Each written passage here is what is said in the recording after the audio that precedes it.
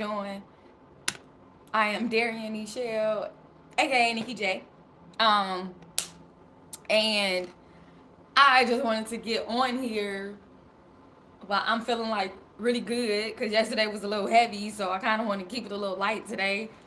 I don't always have control over that though. But I just want to say that like today I'm feeling like, damn, I do be giving myself like props for just like living life, just on a regular before all of this. Like, hey, I'm here, like I'm here.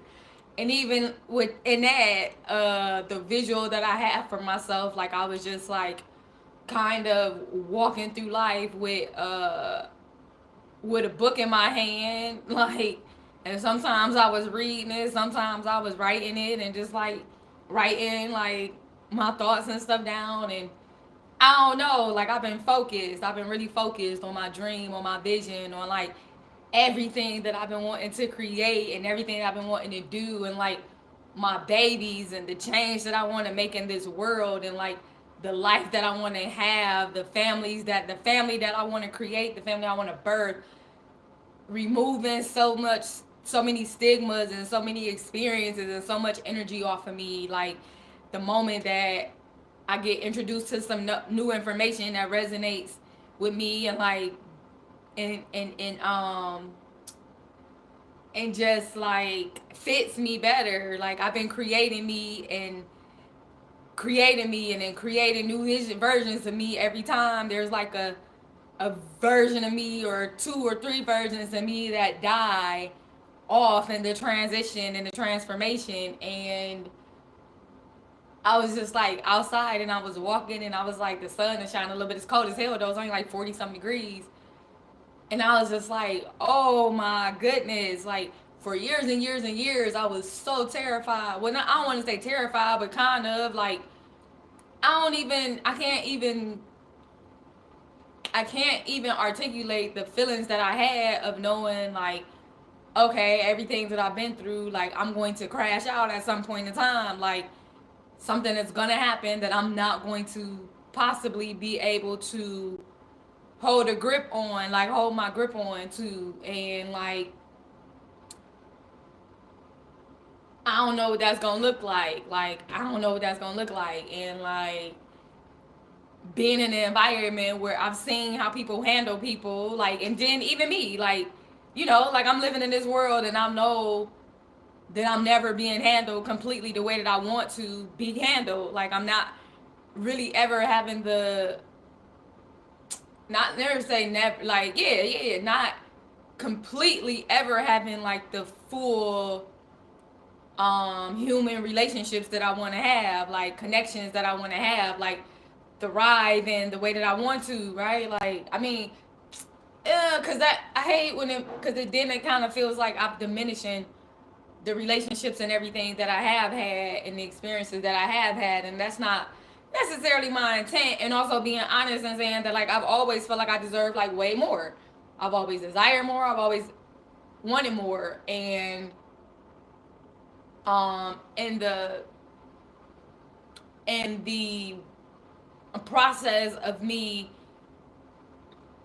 getting more for myself, like deciding what that would be based off of what I was experiencing in my environment, what my vision was, and how it kept evolving and expanding. And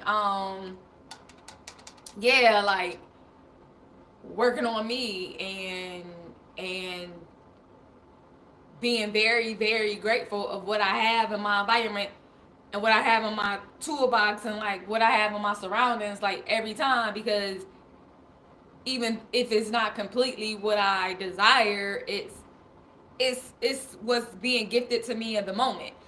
Um and so I was just like outside and I was like, damn, like I have gone through way worse than what I thought I was going to go through. To some extent, like when I actually had my breakdown or breakup or whatever we want to call it, right? My psychic break. Um, what they call it on the spiritual community. They was calling it like the awakening. I'm calling it a spiritual attack, a psychic wake, a psychic break, awakening. Like, because technically, like, I don't understand completely what transpired. For real. Period. Like, and also want to take a moment and give myself some motherfucking well deserved credit and love and appreciation and like hugs for being here in this moment, because it fluctuates a lot these days, like, and it don't take long for it to fluctuate.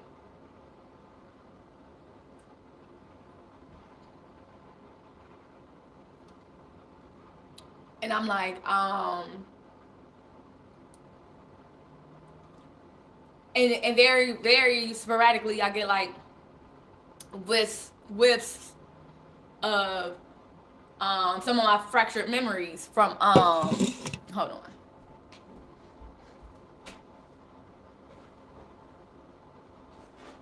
Ooh. Can we build it up?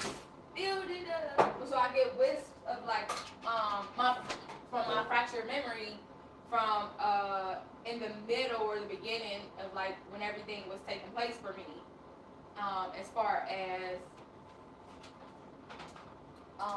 when I had the most voices in my head, right? Like the most transpiring, like when everything hit me at once. When I was first attacked, yeah. When I was first attacked, when the telepathy that I had first came online, as strong as it was, and it's like thousands of freaking souls and spirits and voices in my head, and like just parading through, right? Like, and not understanding everything that was going on, or none of it actually, like for real, for real. And even in that, so like there's a lot of things that I just can't remember. Like I don't have the memory recall off the top of my head for it completely. Like some things I do, and then some things I don't really speak on, because like, yeah, I don't know what it means. So I just don't speak on it. And like also being very aware that like, hey, I'm special. This is dope, and like I know that somehow like I've survived way more than like I understand. I know I can comprehend on many levels, because I'm used to surviving shit anyway. Like what's this? Like I mean, yeah, this is bad, and like probably mostly I don't know, but I've been going through stuff all my entire life. So this ain't, it wasn't no cakewalk. I ain't about to pretend like that. Like, and I guess I can say like I prepared myself for this to some extent, because I have been by myself. Like I've been spending a whole lot of time in solitude and silence and alone, and for years and years and years. Intentionally and not. Like if it comes down to me having exactly what I want, if it comes down to me having exactly like what I want, or like being alone, then I'm gonna just choose alone, right? And oftentimes with the circles of friendships and like whatever that I've had, yeah, I've been left like alone way often, and I just always understood that it was because like, well, I just always figured it was because like I was single, I didn't have no kids, I just had like way more freedom than like a lot of people. That's just what I figured, because like you got a lot of parents, people in relationships and stuff like that, and I haven't really been in many relationships. I was in a as a adult, like I would say I was in a relationship with one of the guys that had been like my ex drill sergeant when I was in basic training.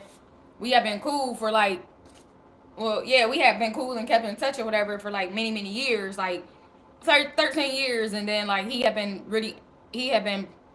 letting it be known that like he wanted to um, be in a relationship with me. And then like finally I gave it a try. Like, and that was in like 20, um,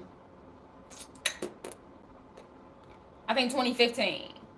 Yeah, and I did that lasted for a few months. And then the next one was in early 2017.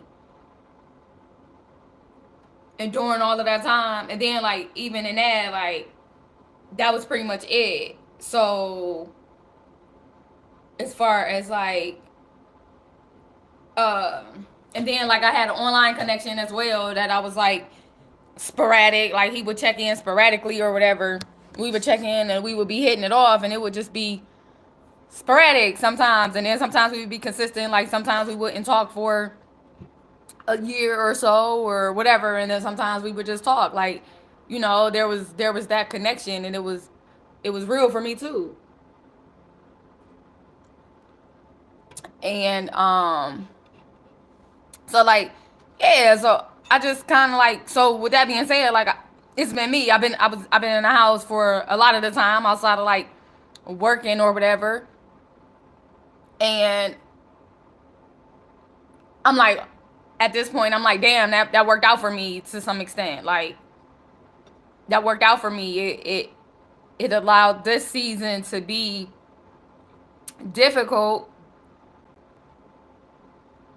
and not as difficult or detrimental as it would have been for me at a point in time. Um yeah, so like whether I was like the outcast or what, I guess I never thought about it.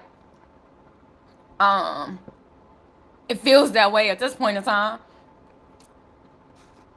And I like did a very, very, very good job of like keeping myself safe and whole and honorable, and like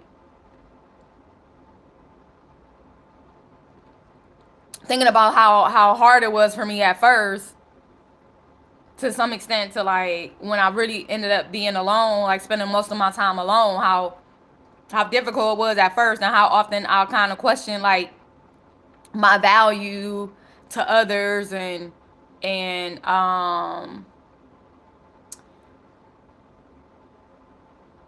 like if they, yeah, my value, that's good enough. Like that's the whole word right there. So I often like question my value from others, like often in the beginning.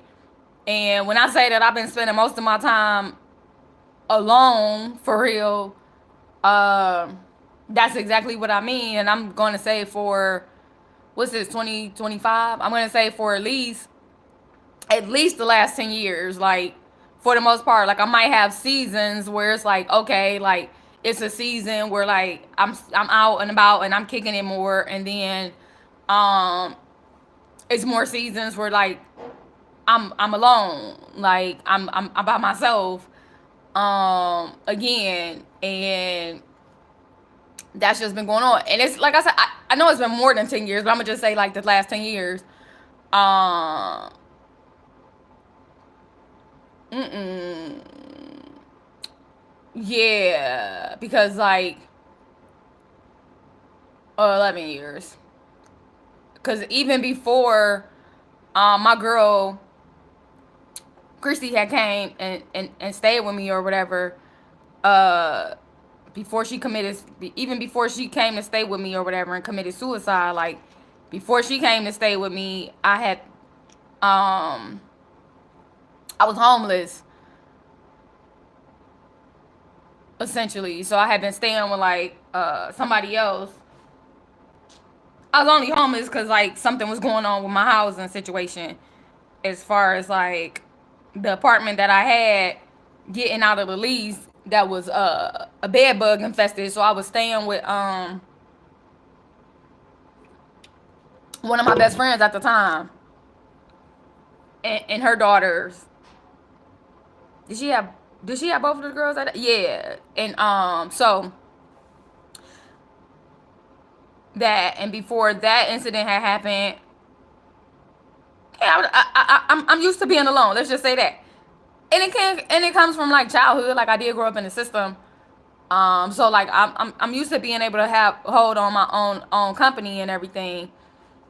And so when I realized at one point in time that I was the one that was mostly all the time like initiating contact and like going out and spending time with everybody and like checking on everybody and like stopping by to see people, and like it was me that was like fostering connections and keeping them and tending to them and gardening them and like watering them, right? It was me most of the time. And then when I realized that at one point, like it was me giving, like I was always the giver. I was the giver, like, because it's just naturally who I am. And at one point, like, well, it's been multiple points, but at the last point, it was like at each point that I realized that like what I was doing, I kind of like dropped off some baggage. I transitioned. I said, okay, like no, I'm not doing this no more. Like when I realized that like this can be better, like I deserve better, like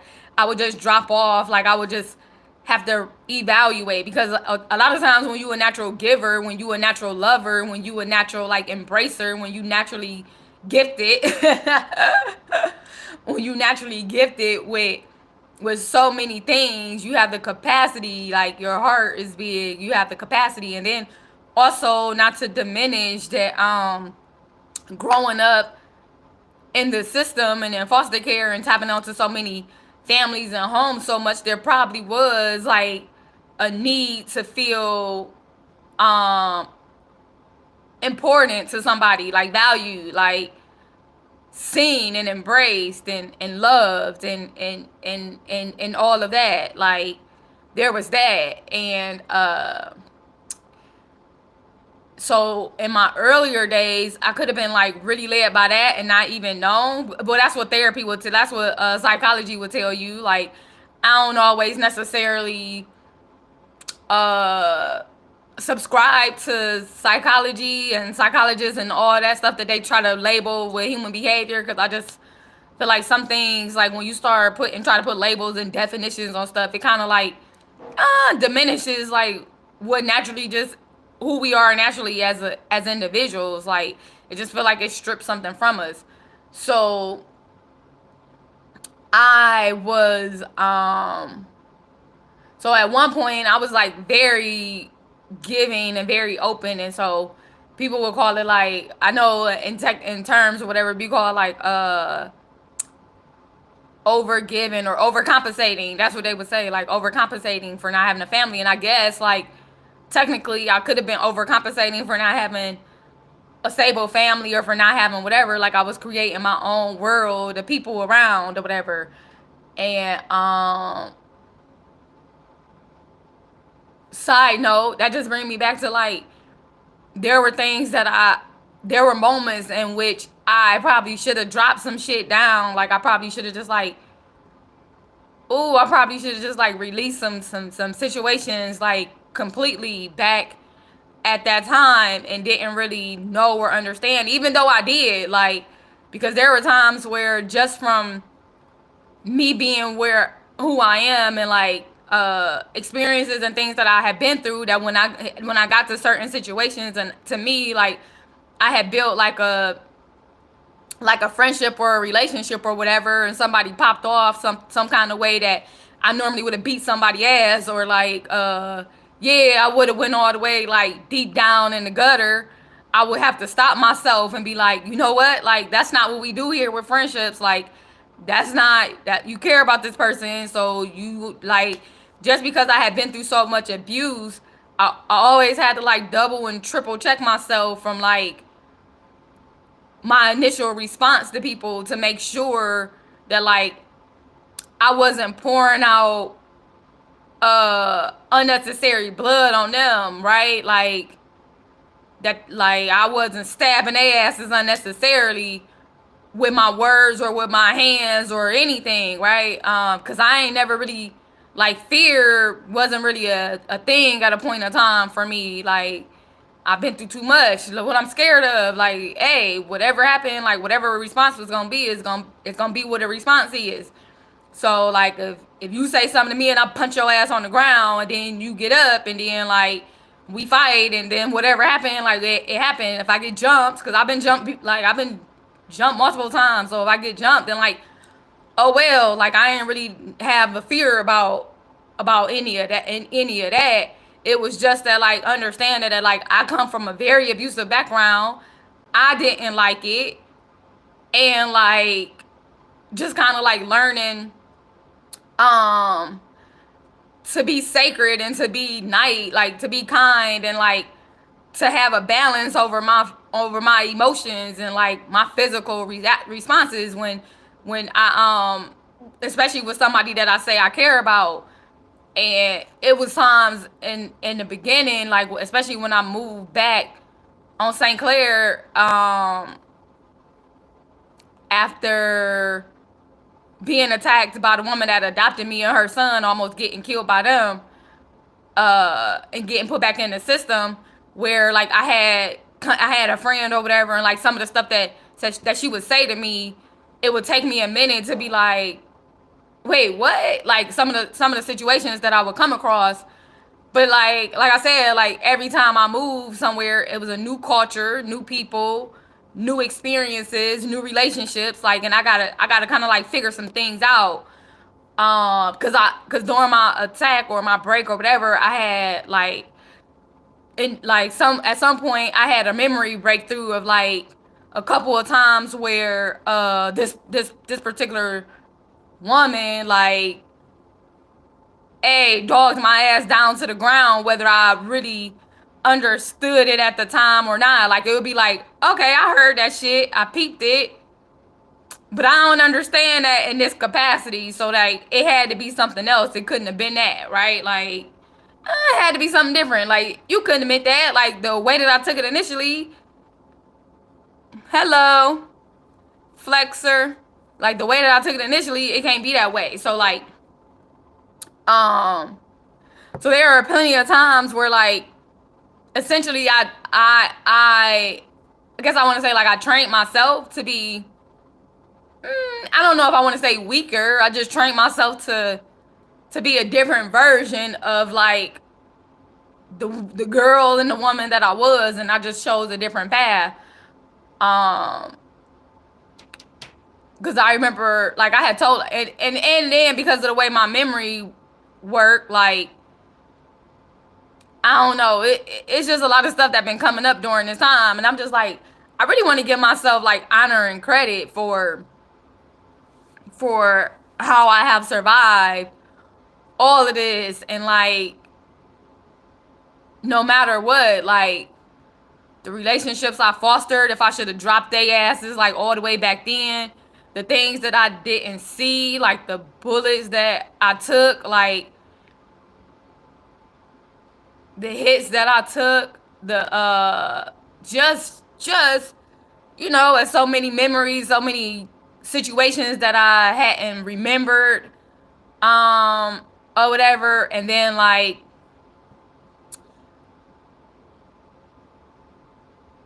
how there were times where like so many women like really tried to like stomp my feelings and shit into the ground, like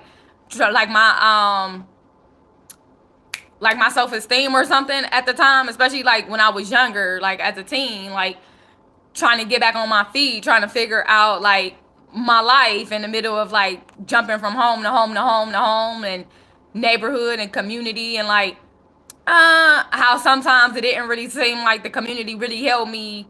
They didn't really hold me at sometimes, and even now, even in the middle of my psychic attack, psychic break, spiritual attack, spiritual break, whatever, when there was so many conversations and voices and stuff happening to me, happening through me, um and some of the conversations that took place that I didn't that I can't that I couldn't remember like now that I get, like I said, like fragments of, and I'm like, wow, like there was a conversation where uh spirits was talking through me, and they were talking to like one of the family, like the family that I had been the closest to at the time, and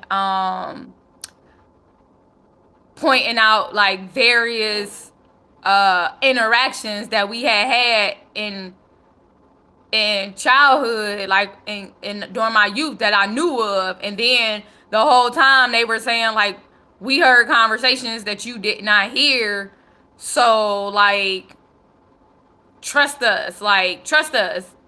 It wasn't nothing I could do because it's all happening in my head. Like I said, the telepathy was like insane. Like I was holding, when I say like I was holding so much energy, it's exactly what I was. Like there was a point in time where it felt like I had like thousands of like spirits and voices in my head.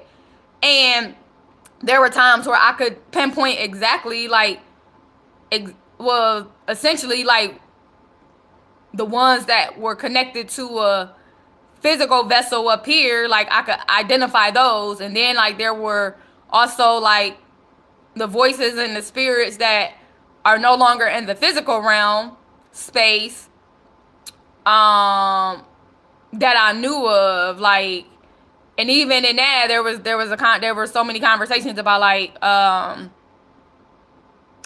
so much deceit happened that had happened around um like death, like people death and relationships and things like that that I just wasn't aware of. And like I said, this was the information that was flowing through me. And at one point their mom came up, and it was a whole lot of information with that, because like there were times when I was in that space, and I knew that like I often felt her inside of like my vessel at times, like I guess like psychically or whatever, like, and there were times like, or like in my dream state, and it felt like she was always like, a lot of times she was being very I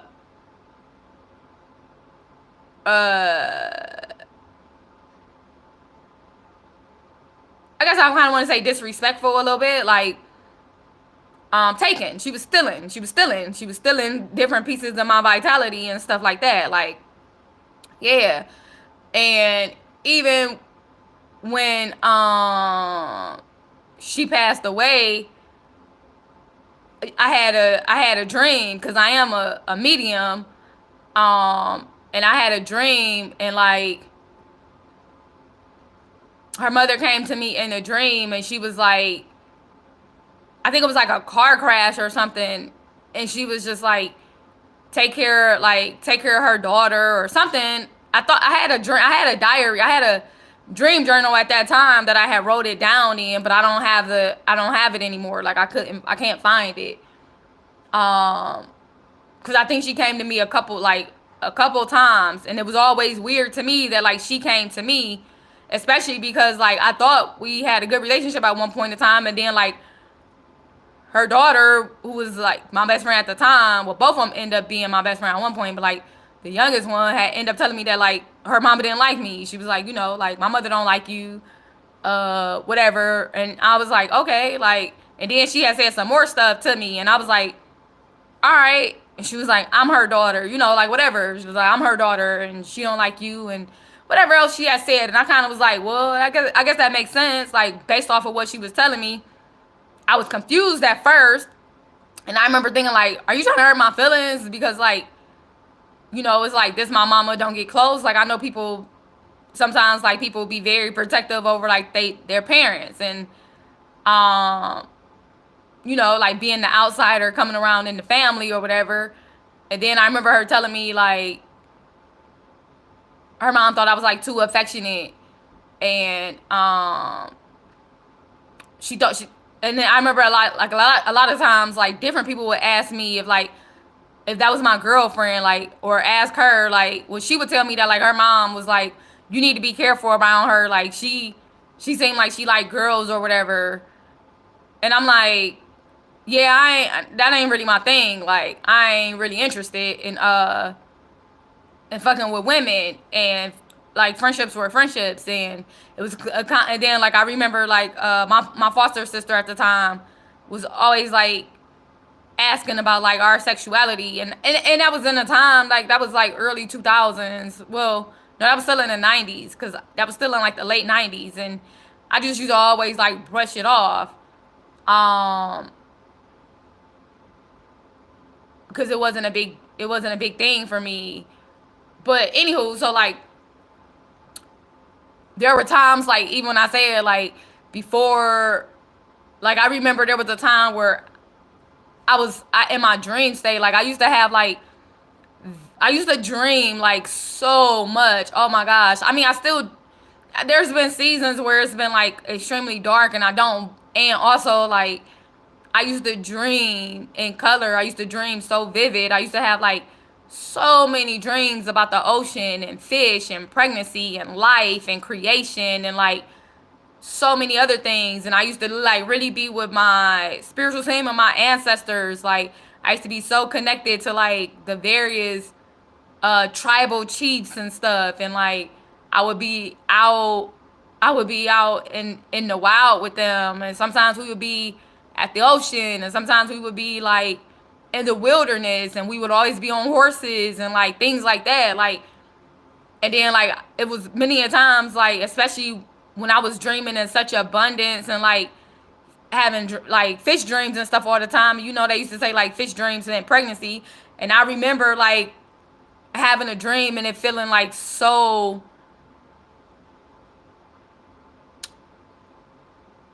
uh violated, because I felt like their mom was like all in my dream space, and it felt like she was like rummaging through uh like my uterus or something, like taking my babies, taking my eggs, and like passing them out. That might sound weird, but that's exactly how I felt. Like, she was in my dream state, and it was like I couldn't stop her. Like, I didn't really know how to like cut it off. And I just remember multiple times thinking like, why is she in here? Like, how is she in here? And also because like this was supposed to be like my best friend this was my best friend at the time, like, and this was her mom, and this was kind of like before she told me that her mom hated me, or maybe it was after, like, whatever. Because sometimes, like, at first it seemed like her mom was like cool with me, and then like all of a sudden she wasn't. Like, and then also knowing that like they didn't like the woman that had adopted me, like, I had lived a couple streets over, so I ended up back in the same community, in the same neighborhood, a couple streets over. So my last foster home that I was in, I ended up being like a couple streets over from where the woman that had adopted me, where she had been at, where I had grew up at, right? So like they were still living over there, and like this family that was like my best friend, they was like, at the time, they was a couple streets over. And so like Yvonne, that was her name, she knew that I was like in the neighborhood, and she did cause a whole lot of stuff. Like, she was stalking me, and she was like, she was just doing all kind of stuff. And then like the girl had ended up telling me that like she had came over to their house, and like was talking to her mother, and was telling her mother to like essentially like to be careful with me being around, like I'm a demon, I'm the devil, and like whatever. And then I kind of was like, yeah, that sounds about right. Like, that's about what she say. And then like her mom was like still talking to me at first. It seemed like, but then like things changed, and like and then things kind of changed, and then like it kind of was like going back and forth. Like, sometimes it felt like she was cool, sometimes it wasn't. And then when her daughter was like, yeah, my mama don't like you,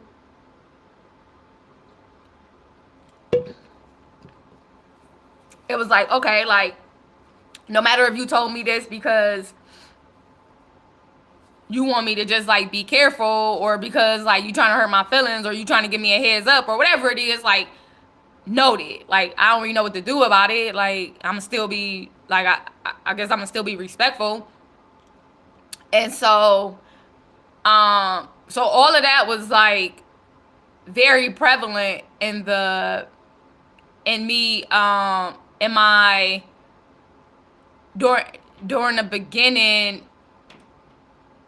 of my psychic break, like my psychic attack, when I had all the voices in my head, and like I said, and then the memories that I had forgot about having her, their mom, in my psyche, like in my dream state, like sifting through my, it was like she was trying to sift through my memories, but it felt like also like my ovaries, like it literally, I remember thinking at the time, now, like, she taking my fish, like she taking my babies, like, why? And then like, even when the daughter got pregnant, like the best friend got pregnant, she got pregnant before me, which was fine because I wasn't planning on having, like, I don't know, like it seemed like a lot of people, like a lot of the girls in their family, like a few of the girls in their family just started like getting pregnant, or whatever. And I was like, and I remember like even when they got pregnant, it was like a notation, like that memory like popped back up. And also when it was happening,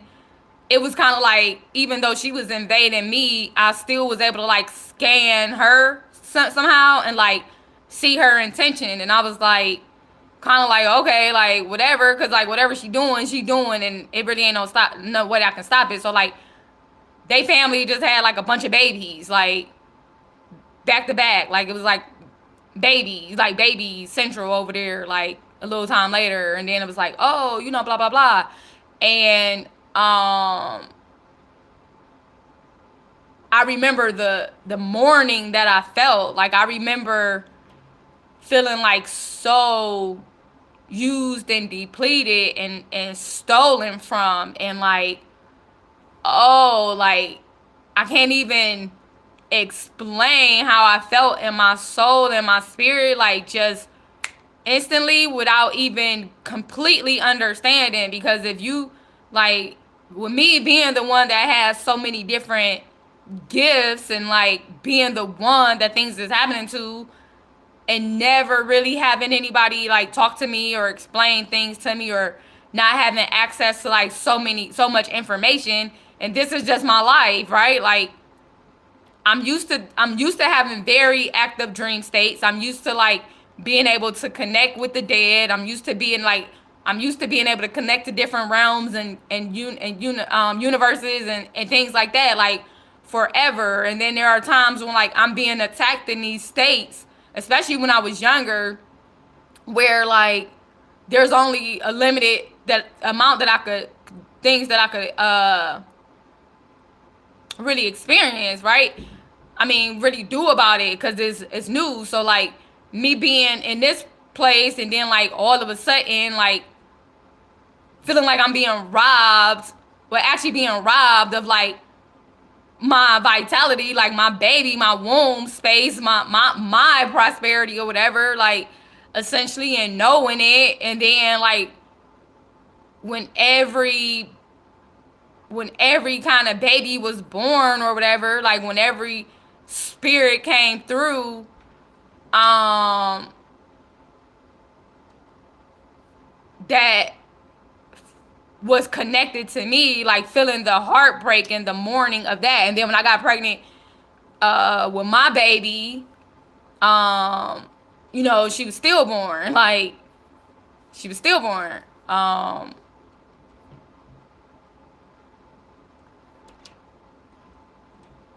So, and then I remember at that time, like even having a dream, which I had totally forgot about, but I had a dream about the time where like everything, like when their mom was like still in my womb space, like still in my eggs or whatever, and like connecting the dots and connecting the time and all of that. And then like even in that, always just kind of having to be like, okay, like whatever, like it is what it is. I can't really do nothing about it. Like, what can I do? And yeah. And then also, like I said, because even though it might be like a dream state, like it's a true state, and not understanding how, like, I never really, even though I'm a reader, I know a lot of information. It's some things that I just don't like personally subscribe to or tap into, so I didn't understand um quote unquote black magic. I didn't understand, like, I understood spiritual attacks. I understood because certain things, because there are plenty of times where the woman that had adopted me, like, she was always like trying to kill me in my dream state, and I was always like running away from her in my dream state, right? So I was like kind of used to like spiritual attacks and stuff of that nature.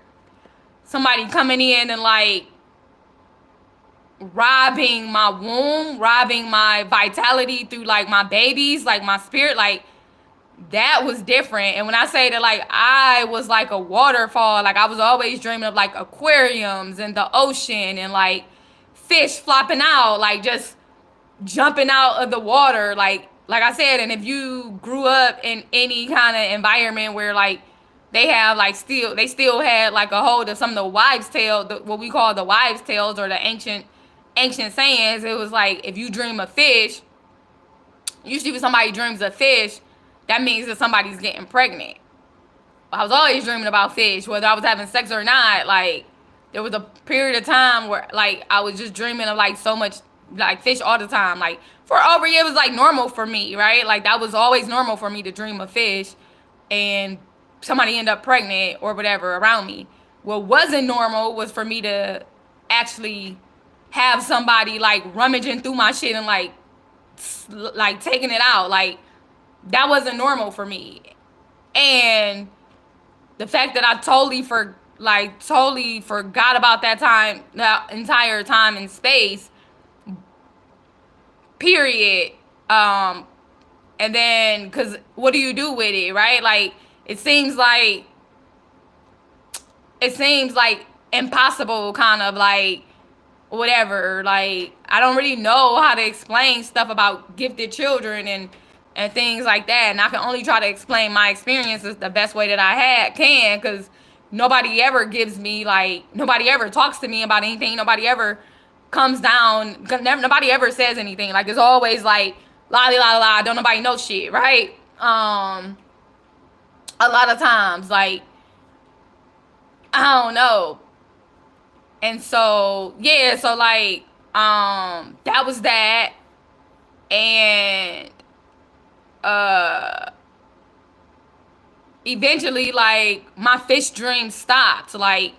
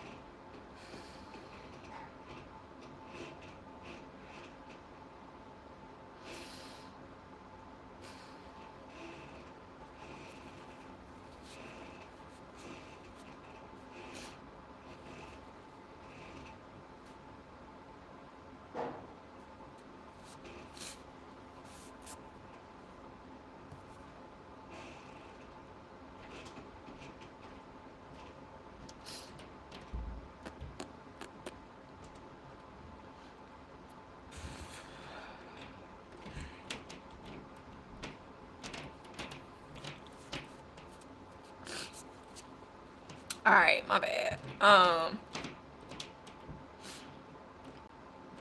Eventually a lot of my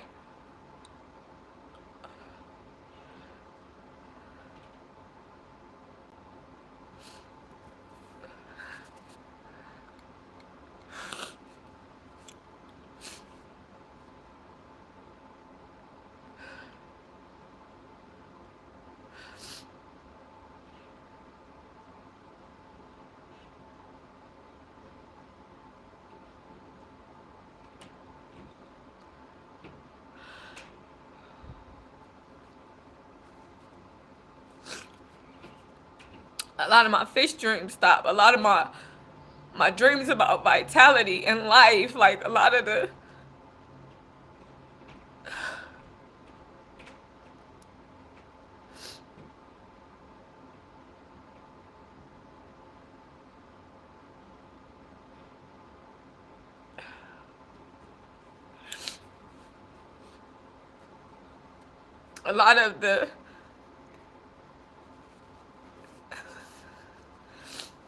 dream spaces that I was able to access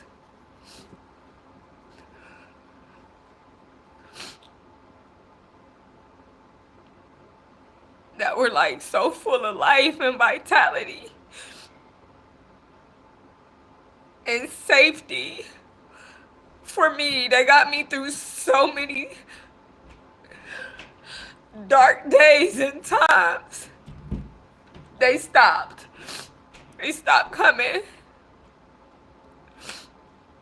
And my dream world got really, really dark. Really, really dark for a long time. And I just like lost the capacity to completely dream.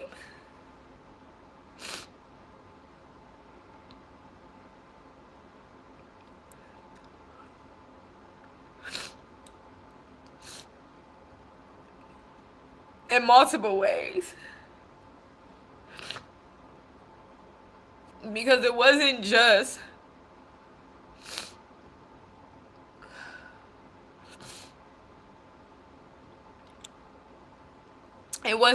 the babies, the unborn. It wasn't just the babies, it was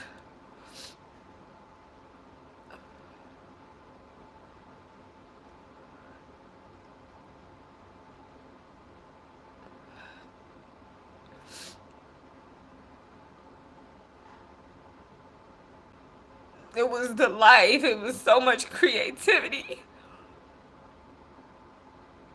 And it felt like so much life was just being stolen. So much was being stolen and taken. And for me, no matter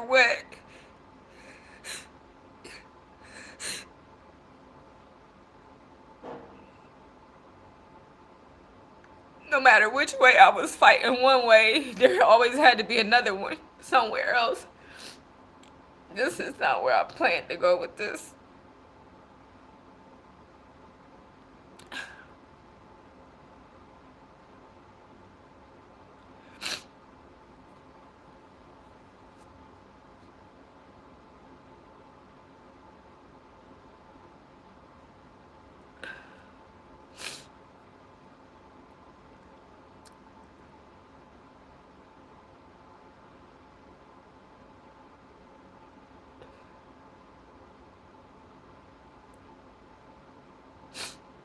Um, but I'm gonna go ahead and keep going and say whatever memory I can remember, anything that came across that I can remember right now. I can remember it that came through during that time for me.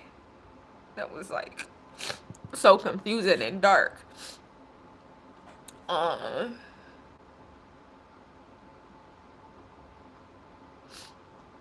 a memory came back from like I don't know, like the early. It was like I'm gonna assume like the early 2000s, where like this guy that I used to just like be so in love with, he asked me to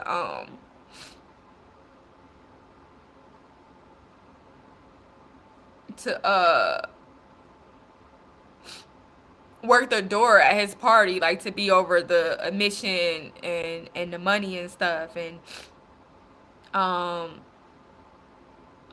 at this point, I don't know if I was bartending already. I know I had worked in the club. Like, I mean, I always kept a job. Like, I always kept a job. And um, he was just like, "Hey, I want you to work the door or whatever." And I was like, "All right." And then he was like real specific because he was real popular. And he was just like, can't nobody get in for free. Like, no, no, no, blah blah blah. And he was like, I'm asking you because I know like I can trust you.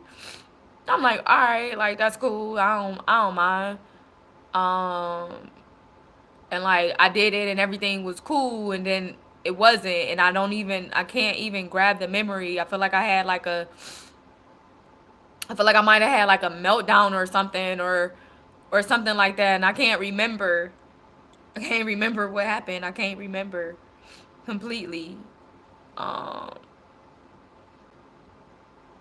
and the memory kind of came through when I was in the midst of everything, and I was like trying to wonder because I'm like, I know I didn't really drink that night that I can recall. I definitely wasn't doing drugs or anything. Like, should I just really start? I just started doing herb within the last few years, so um,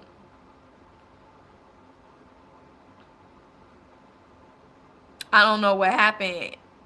And I remember like I was with one of the girls I was cool with at the time. Like, I had brought her along with me because I was like, oh, she would probably have a cool time and whatever. Like, I'll have somebody to drive, or I don't know. And yeah, I don't remember what happened. I can't remember, and I know something really big happened. I have a lot of I have blackouts. Like, I have blackouts, and then like sometimes, especially in the middle of, like I said, in the middle of my attack when everything was coming through, one of the things that came through was just uh like somehow people purposefully erase my memory, purposely be erasing my memory of certain things, and like people understand like that if they, what was it that what was it what that was said, like if they understand that they throw so much stuff at me at one time that like it'll cause my brain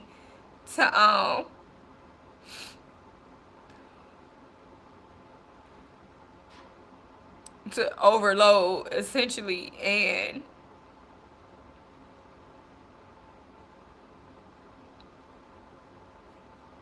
cause like trauma to my brain because I already been through so much trauma, and like they purposefully would do that at times.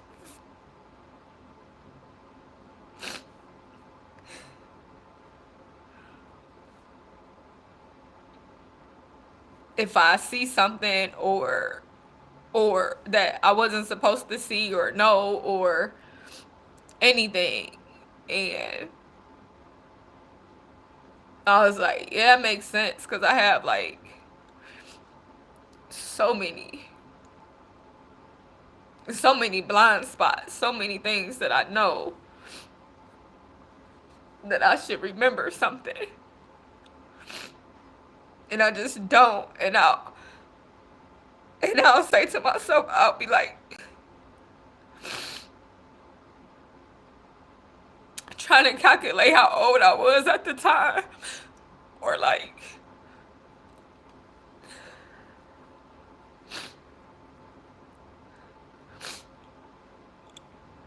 and I'll be like, damn, Darian, damn, Nikki, you should remember that. Like, you was old enough to remember it wasn't that long ago.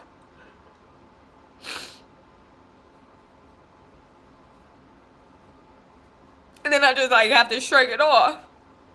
I don't have time to. I don't have time to investigate that.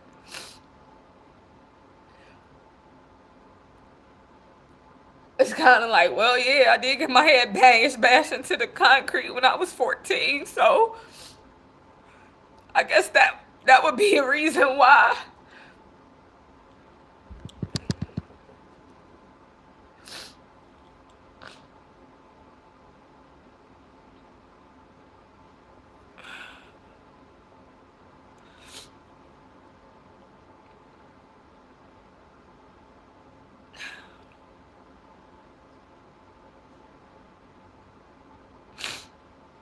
I also had like a memory come up of like connecting with different people in the community, in the neighborhood, like telepathically, like having different conversations telepathically. I remembered that when my foster sister had like I already was connecting with like musicians and stuff all the time anyway, right? Like I don't know, I spent a whole bunch of time with like Gerald Levert. He was a teddy bear for real to me. Like, you know, his music, I used to keep his music on all the time. And like I recall like actually having like telepathic conversations with him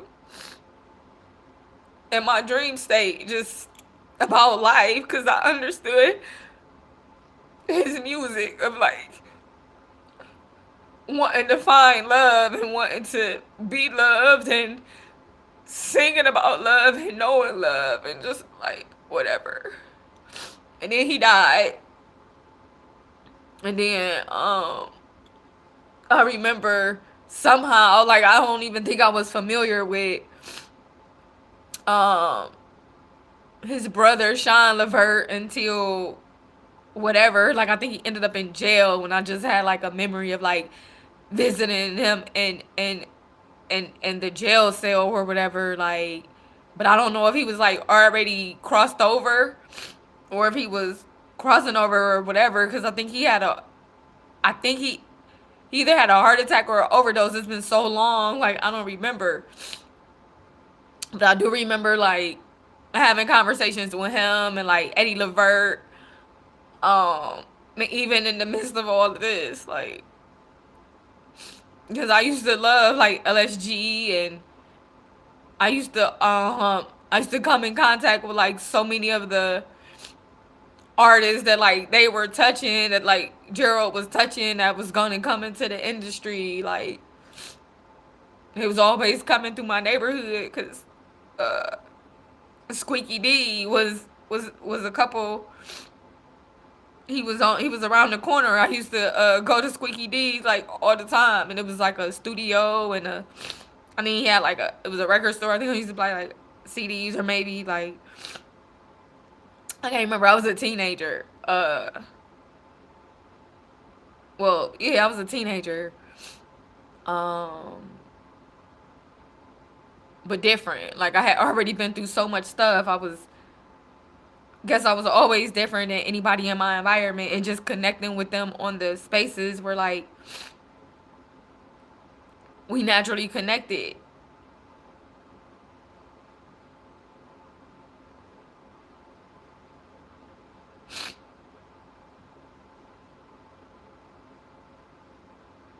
I had like a freedom that I feel like a lot of people didn't have.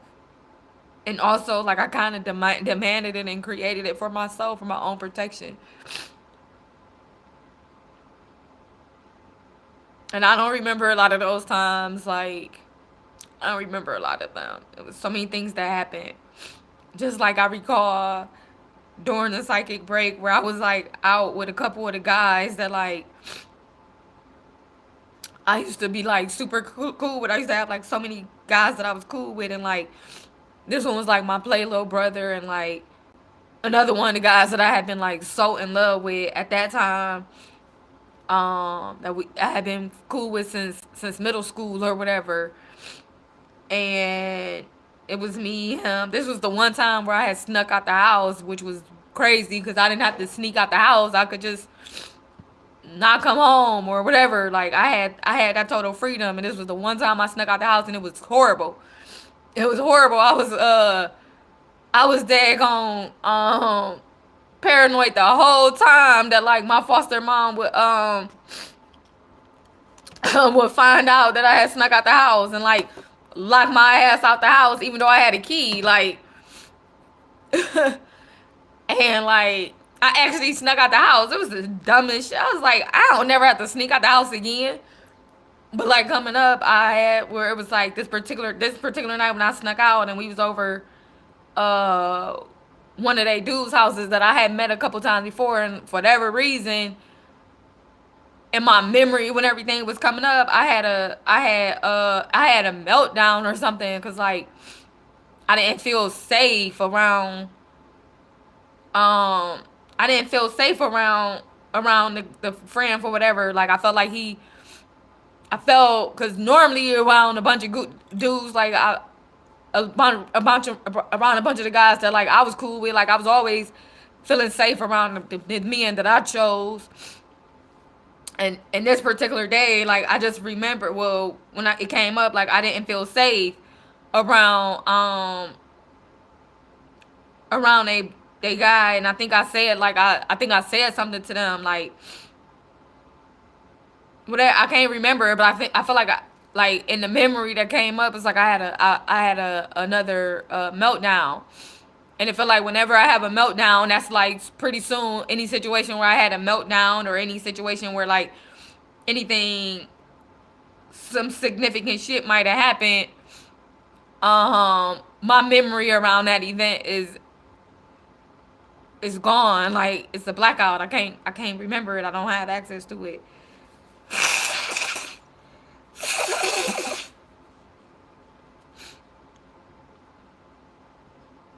And I didn't even always have to be drinking. Like I did drink. I was a drinker. I mean, mostly social. Like I ain't never really been the one outside of like when I started drinking wine to just like go to the store and buy liquor and stuff. Unless it was like one of the coolers. Unless it was like one of the coolers, like the Seagrams or the Hard Mike's lemonade or something like that. But just like going to buy liquor, like that wasn't really a big thing for me unless we was having a party. And like even then, most times I wasn't the one like supplying the liquor. The liquor was just there. And that was just like no matter what anybody else was doing, whether they was, because I've dealt with a guy in the past. I was like into experimenting with stuff like Molly's, and I think like Molly's might be pills. I don't know because I ain't never tried none of that. So like Molly's, ecstasy, wet was a big thing. Of course, weed. What else was they doing? Yeah, I wasn't into none of that. Like, no, thank you.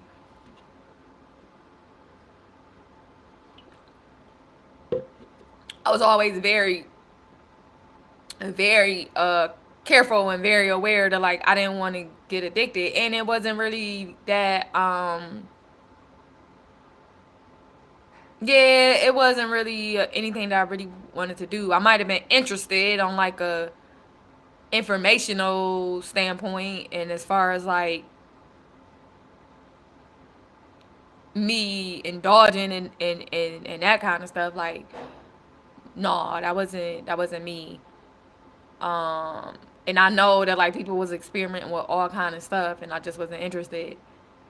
Um, so those are some of the memories that I have from my psychic break. And also like I've said multiple times like how it was so many people in my energy that were being like brought to the forefront through spirit, and was like so many things were flashing through my psyche, like I couldn't hold on to most of it, or even like any of it at some point in time. And I recall that like there was way too many people in my energy that should have never been. Like the fact that like one of the girls that I used to be cool with, her sister that I was cool with at one point, like her sister had died a couple years ago. And it just so happened that like before it happened, I had been pulled to get a tarot reading from my reader, because I always uh kept a tarot reader.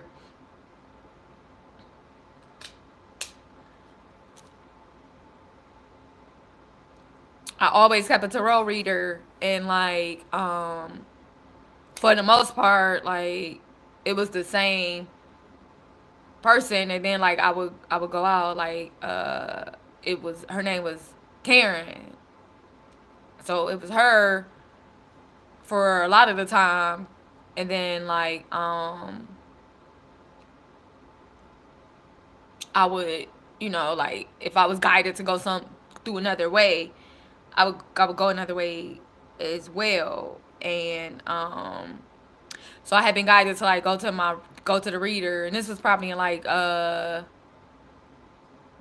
maybe around 20, the end of 2019 or the very beginning of 2020. And she had you know, we were doing our thing, and then she had told me that like she seen me attending a funeral, that somebody was gonna die. She saw me attending a funeral, and I'm like, I don't really go to funerals. Like, I don't really participate in a lot of the death culture that we have here. Like, I just don't. I used to, because I used to feel like I had to go to pay certain respects, and unless it's like somebody that's like really close to me, like that was really close to me, I won't really attend. And even then, it's like I got to be kind of guided. And so she was like, she saw me at a funeral, and it was going to be, or whatever. She was like, I see you at a funeral. It's not somebody that, she was like, but I don't think it's anybody that like you close with, super close with. It feels like you're more there in a supportive role. And then she told me like exactly, you know, what she saw or whatever. Like, and she was just talking. That was one of the things that came up. And a few weeks later, uh like I said, one of the girls that I was cool that was cool at the time, her sister passed away. And I just remember making a comment like, damn, like that was quick, and I wouldn't have expected that. And I did end up going to and she said it like, I feel like you there more in a supportive role. And I was like, I went to the funeral because it was her sister. Well, in the middle of my in the beginning of all of this, it was like her mom, her brother, her sister, like uh her her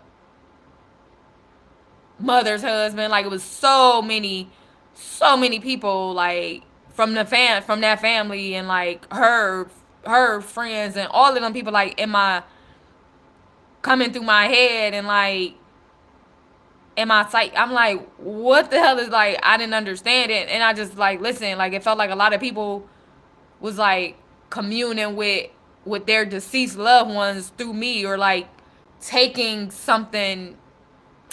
I ain't really explain it, but it didn't make sense. And like it felt like all I could do was simply observe. Like, I was just the observer, and whatever else was happening, I couldn't really I couldn't really do anything. I couldn't really process what was happening. I really didn't understand what was happening.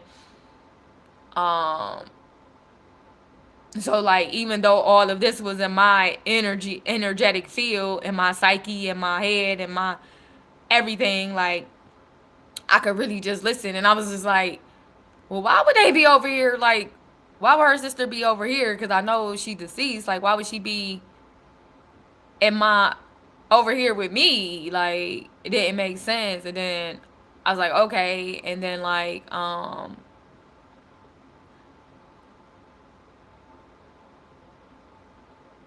yeah, so that was like another one of the memories that I had. And like I said, when it was so many people in the community, like people that I had gone to high school with. Like, it was like, it was so much happening, so much happening. And it wasn't, I know that I said it felt like 20 years worth of like it felt like I had like it felt like when I got to Jamaica, like there was like a, I guess, a fog lifted, or like,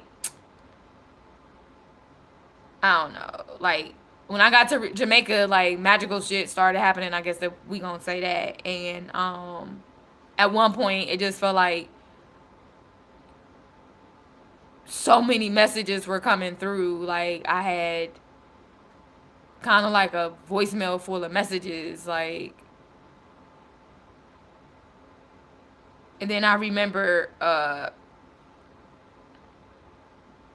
one of the, and that was only, it was only a couple of girls that I was talking to at the time. Like, it was only a couple of people that I was talking to um at the time of the physical realm.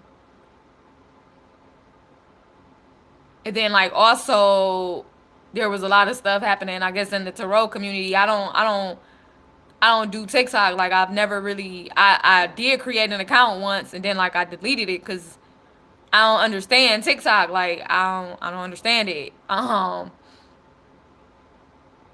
not huge on social media, and I couldn't figure, I didn't get it. I didn't get how to gotta work it, I guess. What I'm supposed to do.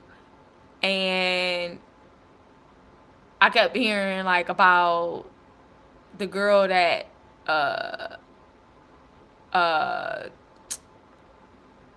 they were saying was listening to tarot and murdered herself and her kids, like, did a suicide or whatever. And I was like, okay. And then, like, I was like, well, I guess if you tapping into something where you ain't supposed to, you can't handle it, where you can't handle it, or, like, I didn't understand. It felt like it was like a fear mongering thing. Like, somebody wanted me to stop listening to tarot, and I'm like, well, this is just what I do. And, like, that's why I don't normally talk about anything, because I come from already from a background where, like, just because I was indoctrinated in the Christian church very heavily, very early, against my will. And then, like, when I started moving through the indoctrination and, like, moving through Christianity and moving through any of it and deciding that I didn't want to be a part of it anymore, and, like, all of the uh all of the battles that I had to face, all of the attacks that I received, in every way, energetically, like, through my dream space, and the physical, like, oh, I was getting so many attacks, like, so many attacks. And then just being in the environment that I am in, where, like, you got Christian, Jews, and Muslims, and Jehovah Witnesses, and Seventh-day Adventists, and Mormons, and, like, so many different versions of essentially the same thing. Like,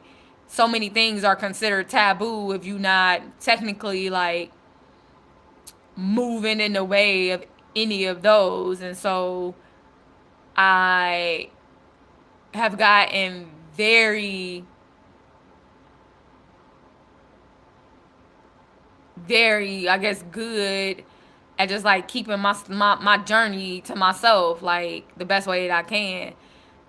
Because I was attacked so much for, and not even just religion, and anything in that I think different, whether it's food, whether it's religion, whether it's sex, whether it's relationships, whether it's clothing, whether it's, I don't know, like, anything, like, simply because a lot of times, like,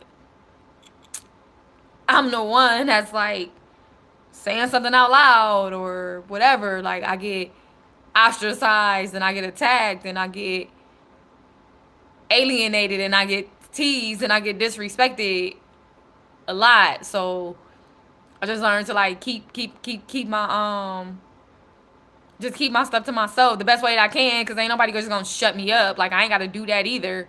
I just, like, kind of, like, have learned to, like, defend myself, like, and what I do automatically, or just, like, not say anything.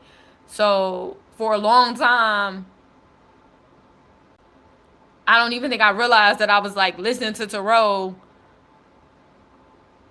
I don't even think I realized that I was listening to tarot. Like, I was just getting messages, like, telepathically still, like, so I was already, telepathy was already one of my gifts. I was already getting, like, messages telepathically, and at this particular time, there was just a flood of energy, of spirits, of like I guess another attack. I guess like it felt like somebody was trying to make a point. Like I said, don't do it, and like I don't know. I don't really know how to. I don't be know how to always explain and articulate some things, and like that's just a few of the things that was coming through. And then, like I said, I had like a lot of the babies in my head that I had been connected to, and it was saying like pretty much that I was losing them or whatever, and then like people, and then there was like talk about one of the girls that I wasn't cool with like no more, like so I used to have a um yeah, that I wasn't cool with no more, and like somebody was like, and that was a point in time where like somebody was like her and her whole family was like her brothers and like her sister, which I'm like, how is her sister in here? I don't even know her for real. Like it was like so many people was like so many people from that they're from the zombie community was like in there at the same time as well. And it felt like they was like asking questions or saying stuff like whatever was being said about me, her and I like I like I said, a lot of times it was just like more so of me being an observer, like while everybody was using my energy for whatever they wanted to use it for. And like I said, it felt like spirit was bringing judgment, and it felt like somebody was trying to bring judgment against me. And I ain't really, I mean, and sometimes I would fight back. Like I don't have to be cool with her. Like whatever. I already had said what I had to say. Like I don't have to do this. And then they were just saying like, well, you don't like we have a different culture where I don't even know. I'm whatever. Like my culture is mine. Like I'm gonna do what I have to do to protect me at all costs. Like, and I had already said that like there are, whenever I'm not feeling protected, like I can remove myself. I don't owe anybody anything. I don't owe anybody anything other than what I already give.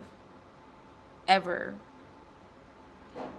Um, there was like my ex, and like the last ex that I had in early 2017, like, and so much of his family, because I know that like one of the times I had went to DC, I met like more of his extended family, and once again, there was so many things happening, and I'm like, I had a blackout, like I can't remember, and I feel like I might have had some type of breakdown or something, like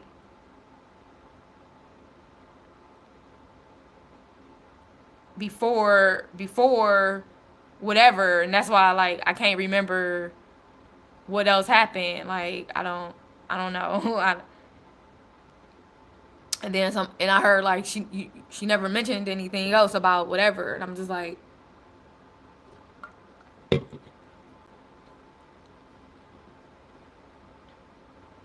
then I heard like one of my spirit guides say, it's okay because whatever you can't remember, we hold in close for you. Like you don't have to remember everything.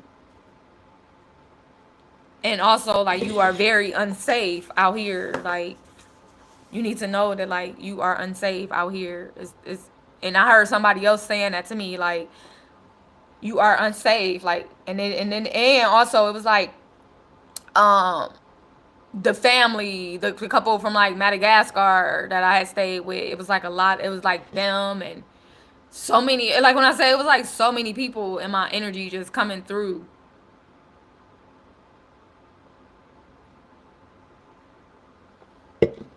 So many moments and experiences from like my travels. Period. Like my worldwide travels from like 2018 and now, and I remember like the parents of like the fathers of like both girls, and like the families of like the girls that I took with me, both of the nieces that I took with me, like being brought in for questioning, like for not contributing to them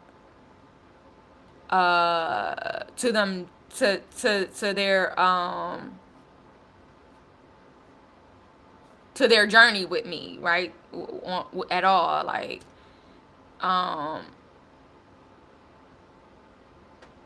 so there was that. There was also like it was a lot. It was a lot happening, and like I said, I can't hold most of it. So I'm like, well, since it's coming out right now, unexpectedly, because I wanted this to be like a really light and fun hearted. I was feeling very light and fun hearted. I was like, yeah, man, I guess it could still be like I've been through so much, and like here I am, and so even though the nervous breakdown that I had been so fearful of having for so many years, um,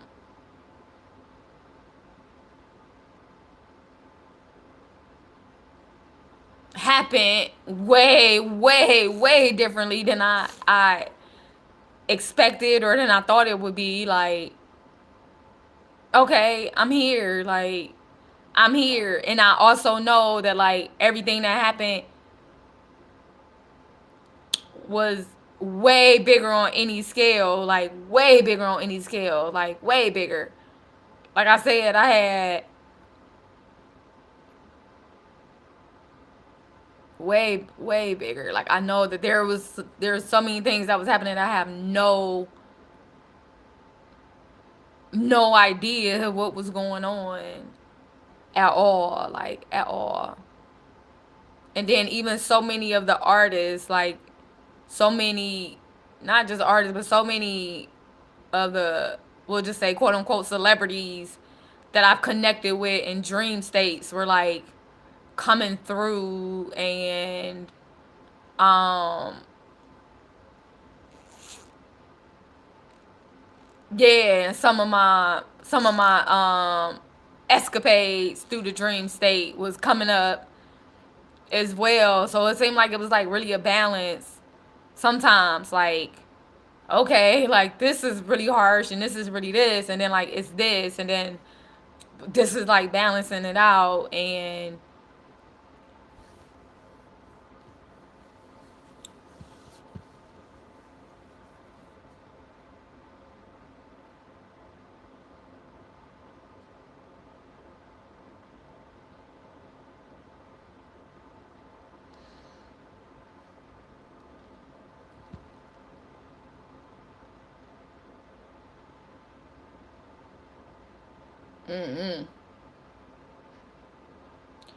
I could only catch what I could catch. And I'm just like, as I was thinking today, I was like, I'm so proud of myself for like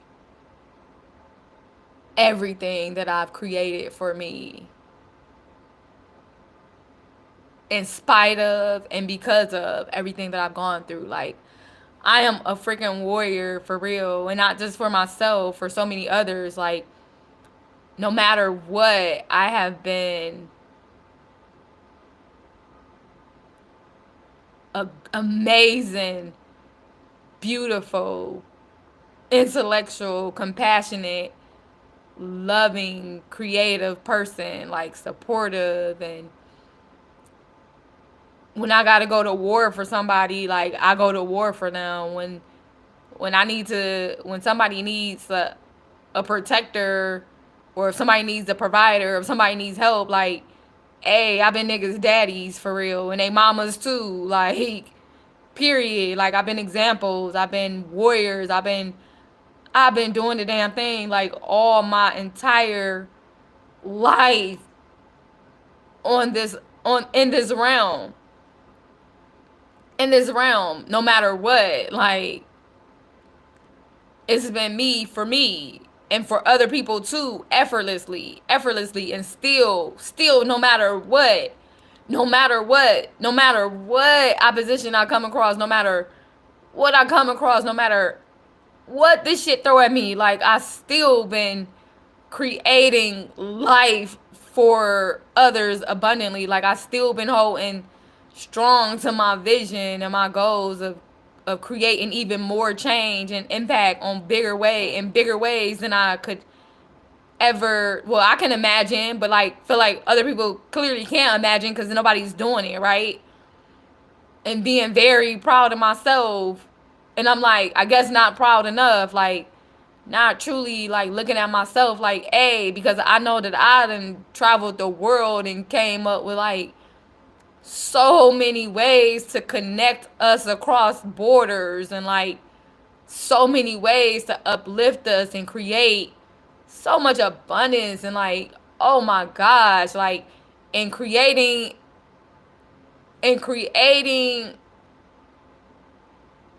what I want to create, like and envisioning and working toward creating the communities and the buildings and creating the safe spaces and the protective spaces for my youth, because that's like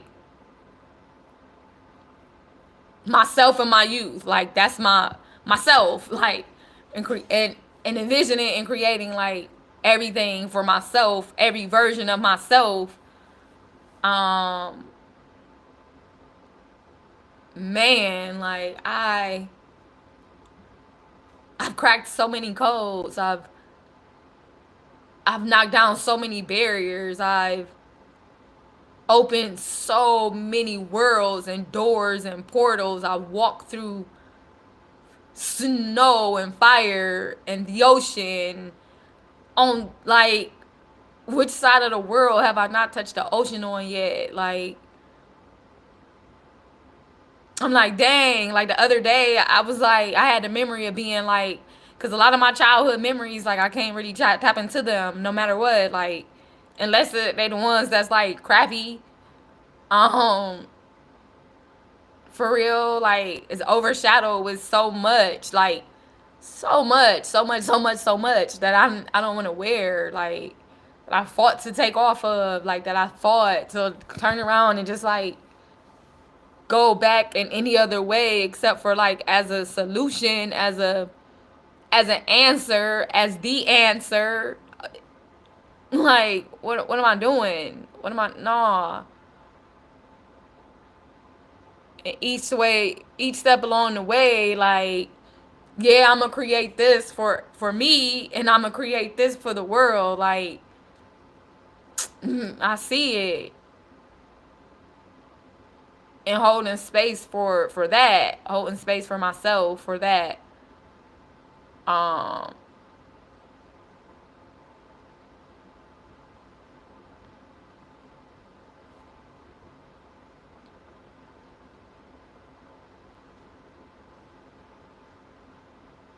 yeah, like,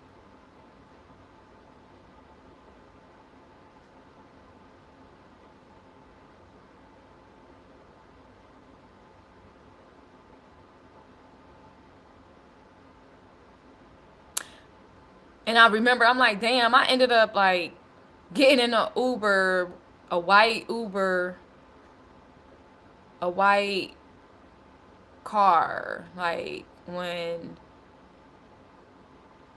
I had my psychic attack. The first one, I guess. Yeah, the first one. Um in October of, when did I get back? In October of 2023. I had I had that psychic attack in October of 2023, and then like in February of 2024. And then I had like a vision and slash psychic attack, like in February of 2024, and then like right after, like I ended up going to Georgia, and then I in Jamaica, and then back to Georgia. And I'm like, one of my nieces at the time, like she would for a long time she was having like dreams about being kidnapped.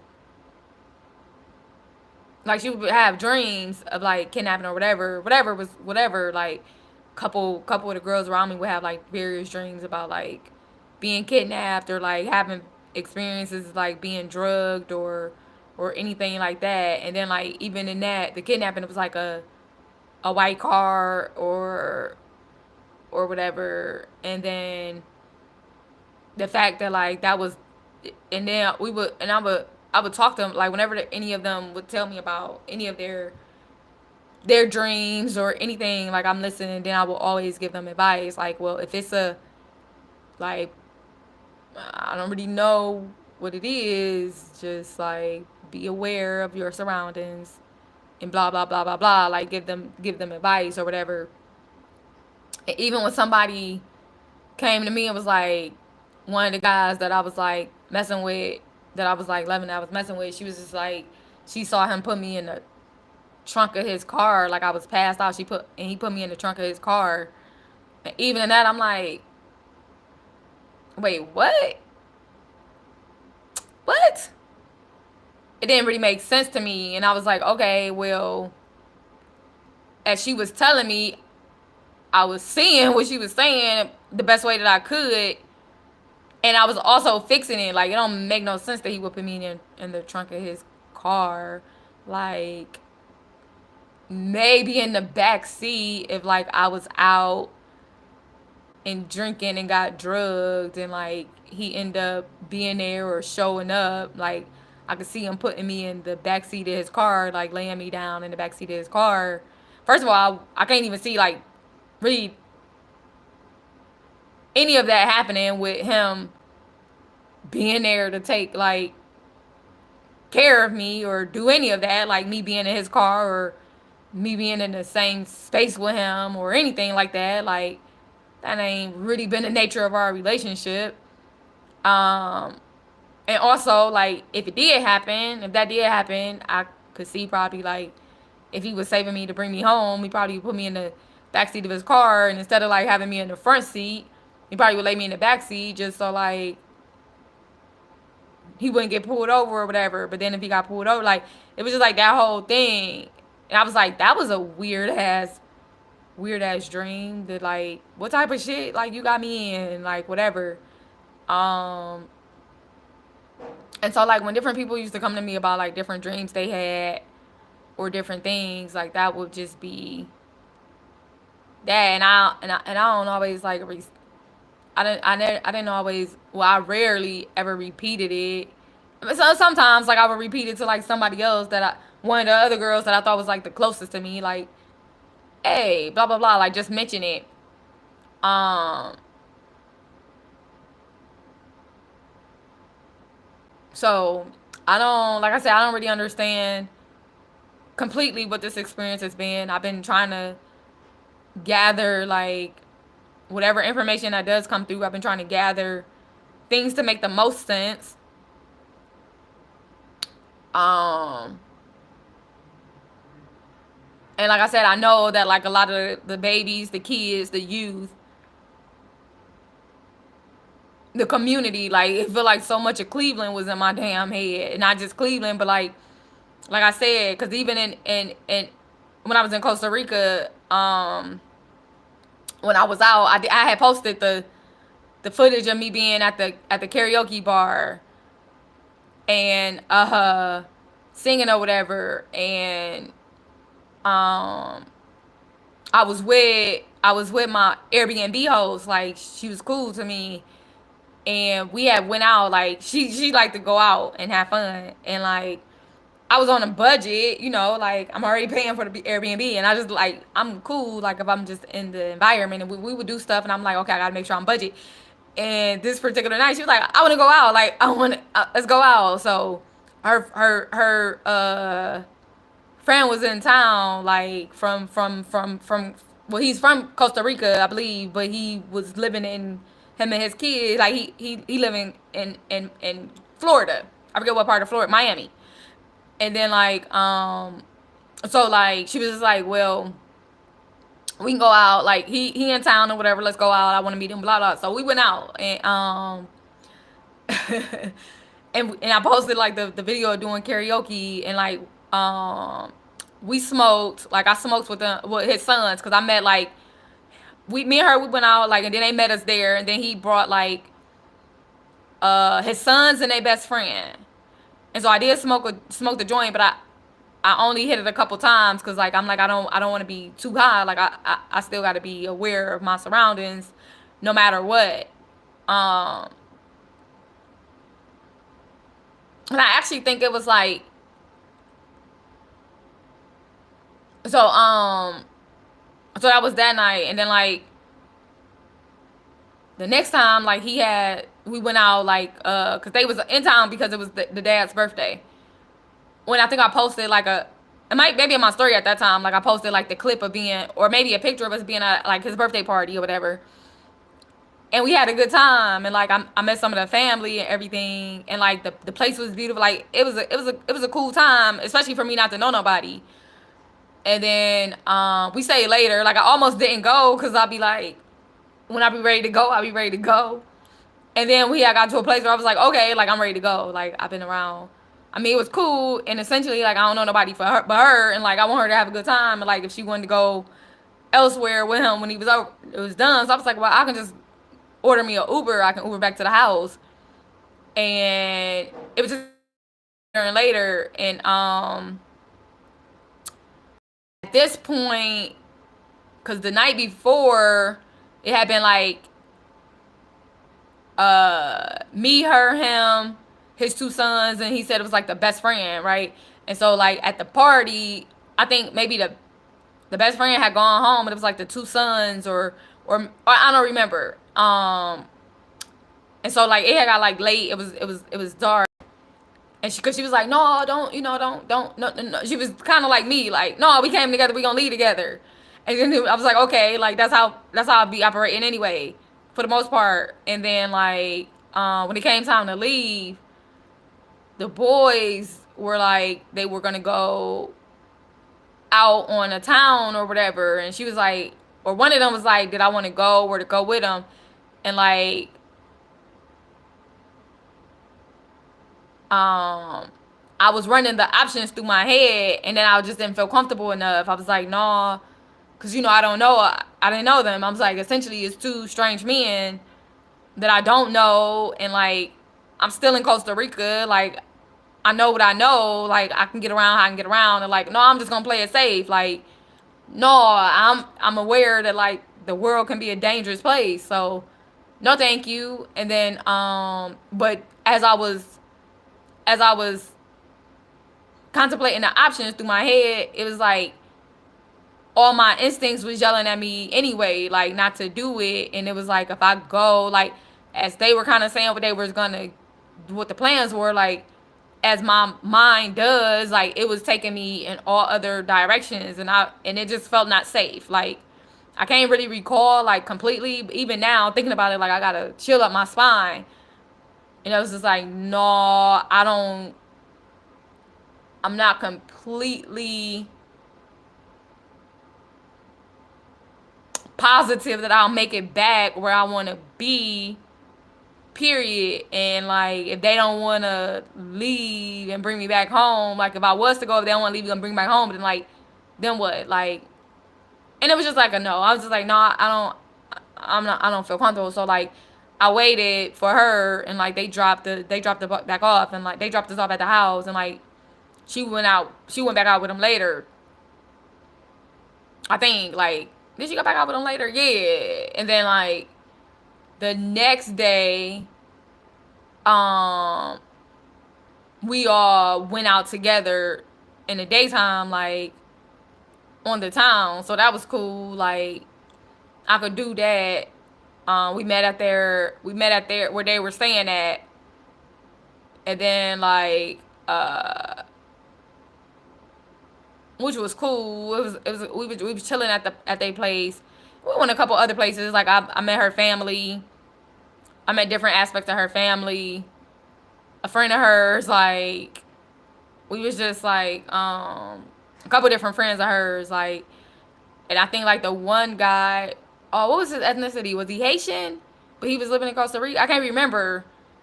Older guy, but it was a cool experience. It was different. It was cool. And for whatever reason, like that came through my head, and it was telling me like I made the right choice to not go out with them that night, like following my instincts or whatever. And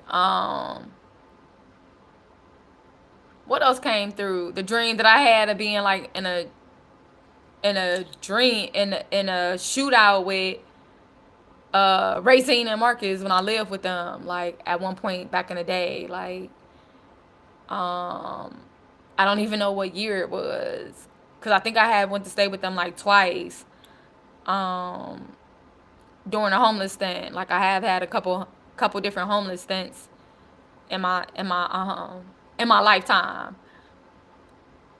And so I was like, I remember one of them times I was over there and like I had a dream, like it was like we was having like there was a shootout happening, and like it felt like we were a part of it. Like I had totally forgot about that. Totally forgot about that dream.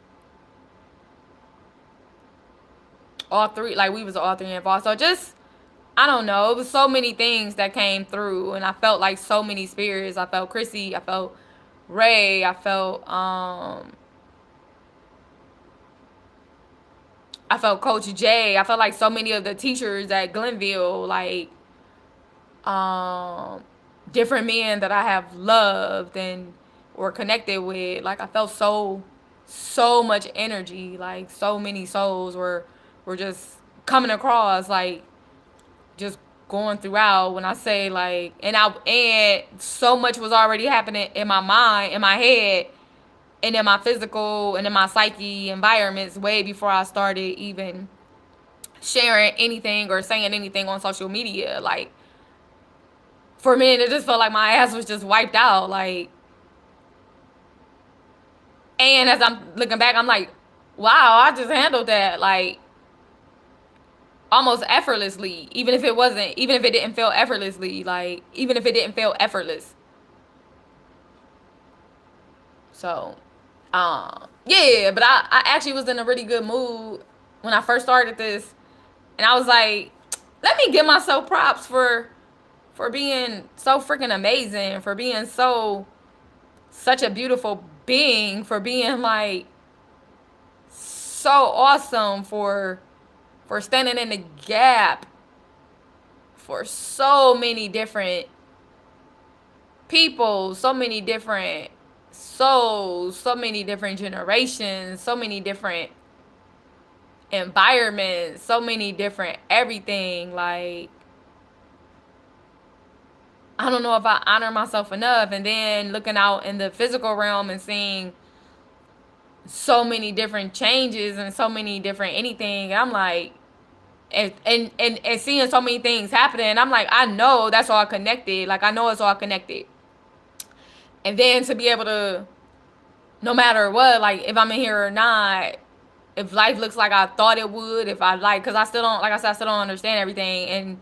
And the fact that like my baby is over here, like, you know, like being able to talk to Lyric. And it's not like I haven't been able to. I mean, I don't really go back into my past. Like, it's not. And also, like, my little fire baby. Like, I mean, that's what I'm calling her, because she opened up the depths of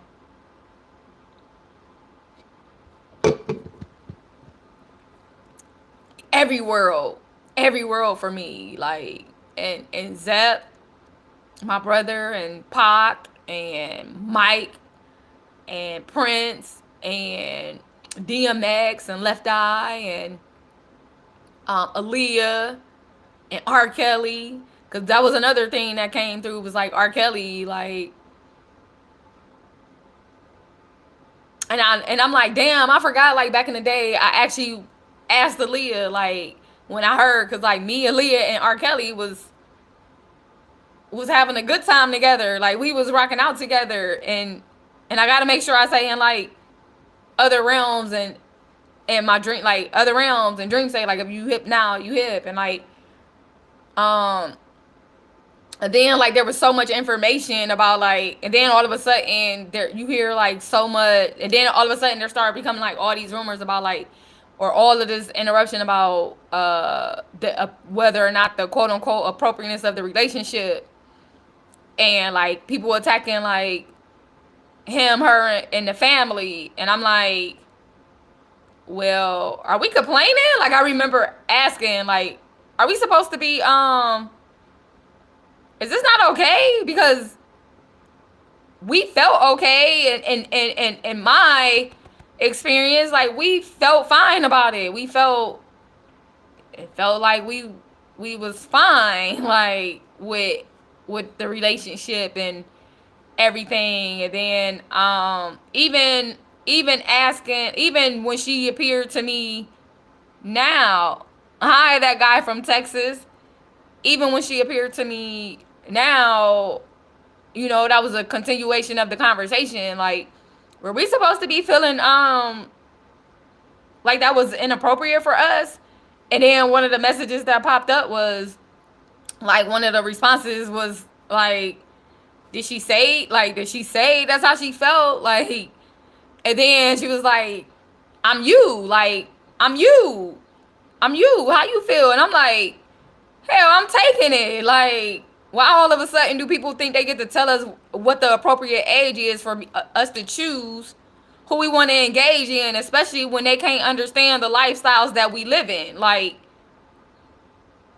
and so we had a whole conversation because like back then I ended up like when everything started bombarding, when it started coming out in the news and all the attacks and everything started happening, it was so much confusion, it was so much going on. And then I'm like, well, did her parents ever say that like they got her parents' permission, right? Like that was one of the things that was saying that they were saying, right? Like, and was anybody ever concerned about like her protectiveness, the protectiveness of her parents, like of anything, like if they were protecting her or not?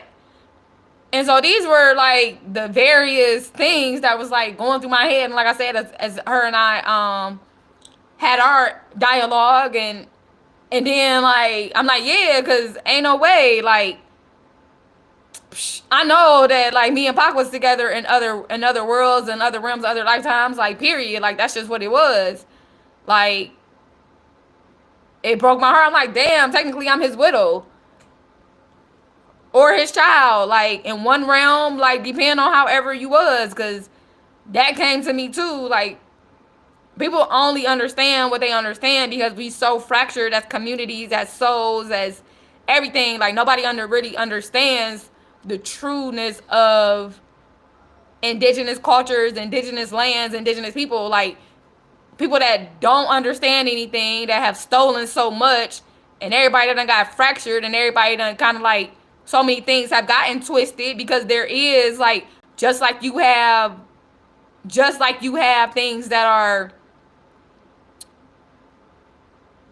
light and acceptable or whatever, like you got people that's gonna twist some shit. Like you got the other side of it, like this culture like is what it is, and when somebody is either envious or jealous or mediocre or don't understand or trifling they self or whatever it is, like they project a whole bunch of other stuff on like something that like was already going on. Like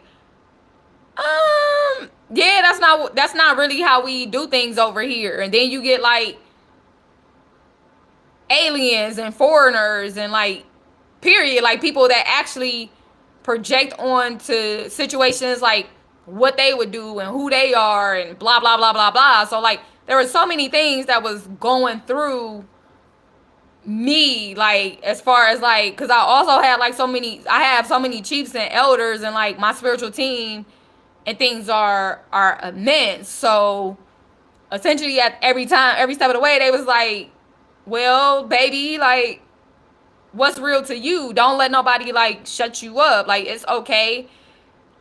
And we just went over like how many times that I do feel like I have to be quiet about certain stuff because like I live in environments where people have made everything dirty, whether it's a jealous nigga, whether it's a jealous bitch, whether it's a insignificant jealous, like I mean I guess it's all the same, whether it's somebody that like has no way of understanding your life, why you moving away, why you choosing away, like anything, like no matter how you move to protect, especially in the world now, like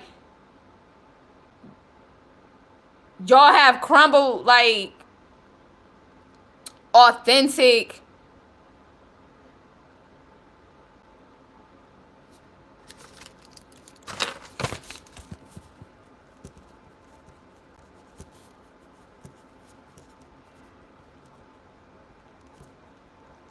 you have crumbled like so many people have crumbled like authentic cultures and relationships, and like no matter what, like even if it's not what you assume it is, like you make it that way no matter what, like no matter what, like even if a grown, and I've been in situations where like yeah, it's some nasty niggas, so I get that. And also like because those are the ones that don't wait for a woman to say or anybody to say anything, they gonna take what the hell they want. So there's that. And even if you have like a situation where you have two um consensual people, you like no, because like everybody else feels like they get to decide like what's the proper, what consensual is supposed to look like for every individual, and everybody want to just like lump all things together. And I'm like, yeah, no. And then just because somebody in the same house, you automatically want to go and like throw all kind of like trash and shit in their yard and like blah blah blah. And a lot of times, like I said, it don't come from like nobody with great intentions. It come from like niggas that can't have it. They jealous, or they mad and they envious and like they want it and they can't understand, because there's no way that like, and it's a lot of times I want to say like it be with our culture, because even, and I ain't gonna say anything or like one way or another, but like what, because what's his name, the white guy, like I don't know, Woody, I don't know, the old white guy who was like married to the one woman, and then like they had adopted a daughter, or she had a daughter or whatever, and then like when the daughter turned 18, like he divorced her, and then like him and the daughter got married, and then everybody was like, oh, he groomed her, blah blah blah blah blah blah blah, like it's all this stuff. And I'm like, well, was he in a pro, like what did she say, how did she feel? You never heard anything about like the girl felt like any kind of way or anything. And it's like so many of the unnecessary opinions of people like projected so much stuff. And I ain't saying like you gotta understand it or you gotta like it or you gotta accept it. So I'm like, where did that come from? Like the ex-wife that got left behind, that got upset, or like what? And then you get so many like so much judgment and so much hate and like so much based off of anything like other stuff. And then it just be like real disgusting how like people be putting like they stamp on shit and be making it like that's just what it is, no matter what. Like how dare you think you can tell somebody what's acceptable based off of like your experience, because ain't no way in hell, whether he would have physically or touched me or not, that I would have ever connected with any man, which I have connected with multiple of them, like as a teenager, that I decided was acceptable for me to sleep with, lay with, live with, wife up, like be they wife, be they whatever, like anything that I decided. I don't give a fuck if you think that like I can decide or not. Who the fuck decides what you can decide for yourself or not, when y'all nasty niggas always try to decide, and bitches a lot of times try to decide like stuff for me. Like, did I decide that I wanted to get my ass beat all the time? No, but that was acceptable, right? Did I decide that I wanted niggas to just come up like touching me and like trying to abuse me? And no, but that wasn't acceptable, but it was acceptable. Like that was okay. So if that's me deciding like, okay, I see this, worthy man that I feel like is going to be my protector and provider. Like, that's not accepted. And he say, yeah, I feel the same way. Now all of a sudden that's not acceptable. Like, what kind of moral ground do y'all bitches stand on? It just be like, what? Like, all the shit I've been through, and like, even if I had, and even if I just said it, and you get like whack ass bitches that's like jealous because they want them and they can't, and they feel like, well, it's age appropriate. It's not age appropriate. Like, you can't be shit now because like she younger than me, and like me because we the same physical age, and like that jealous and envy shit, and like, so now you gotta create, create drama and shit, and now you gotta create a narrative because now you gonna like, oh, now he'll pick me, like it'll be me now, and like, so now you gotta create something disgusting based off of like your rejection, because you can't handle rejection, because you can't handle the fact that like somebody that wanted you didn't want you, and then you looking down at what they did want, and for whatever reason you think that like it's unacceptable. So now you go out and you screaming, oh, that's statutory rape, that's this. Like, now you got your own shit, and knowing that if it was you, like, you just mad essentially because it wasn't you, and it be under this false layer of like protection and like advocacy and shit like that.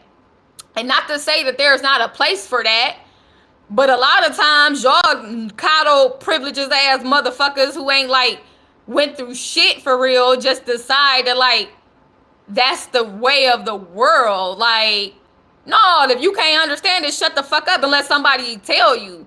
Because even me, before, like, a lot of times before I open my mouth and say something about some stuff, just because so many things have been brought to me, like, and because I've experienced some things, like, hell yeah, I understand exactly what it is when people say, like, there's a type of man that has no respect for autonomy, and that is like trifling and whatever, and like, just, and then you get them men that are mad because they didn't get picked. So like, that same energy, the same bitches and the same niggas like that live under that, like, that can't accept rejection, or like can't accept the fact that the person that they want don't want their ass and they want somebody else, and like, you are already envious of that man or that woman, like, so now it got to be an issue. Like, y'all bitches just trifling and y'all mess up everything. Like, so now instead of us spending time and advocating on the things that actually matter, now you gonna try to force a narrative and you gonna try to attack somebody else. And so, like I was saying, so even under there, like, I know that I had a conversation with R. Kelly, and I was like, hey, and that was another thing that I was thinking about, because I'm like, damn, like, he came out with that residuals snippet that they've been showing, and I'm like, dang, like, this the same. Like, I actually had a conversation like during the same thing with everything else, and I was like, all right, like, I didn't watch the tape back in the day that everybody was like fussing about or whatever. Like, that was such a controversy when, you know, he urinated on the girl and then or whatever, and I was like, was that you, or was that your, like, I know you got a twin brother, like, so was it you or was your twin? And I'm like, and I know that like a lot of times like I'm like, your family be after your money. I'm like, and I know you had a wife that like you were taking care of, and like, if you decided that like you wanted somebody and you wanted to get rid of her or whatever, like, people do a whole lot of stuff, especially when you used to live in a certain lifestyle and now you feel like you supposed to have it, like it's yours, and like, no matter what he give you, or no matter what the whatever is now, like, no matter what's given, like, now you just like, no, like, you don't, it's just like mine, like, there's this, y'all have a unhealthy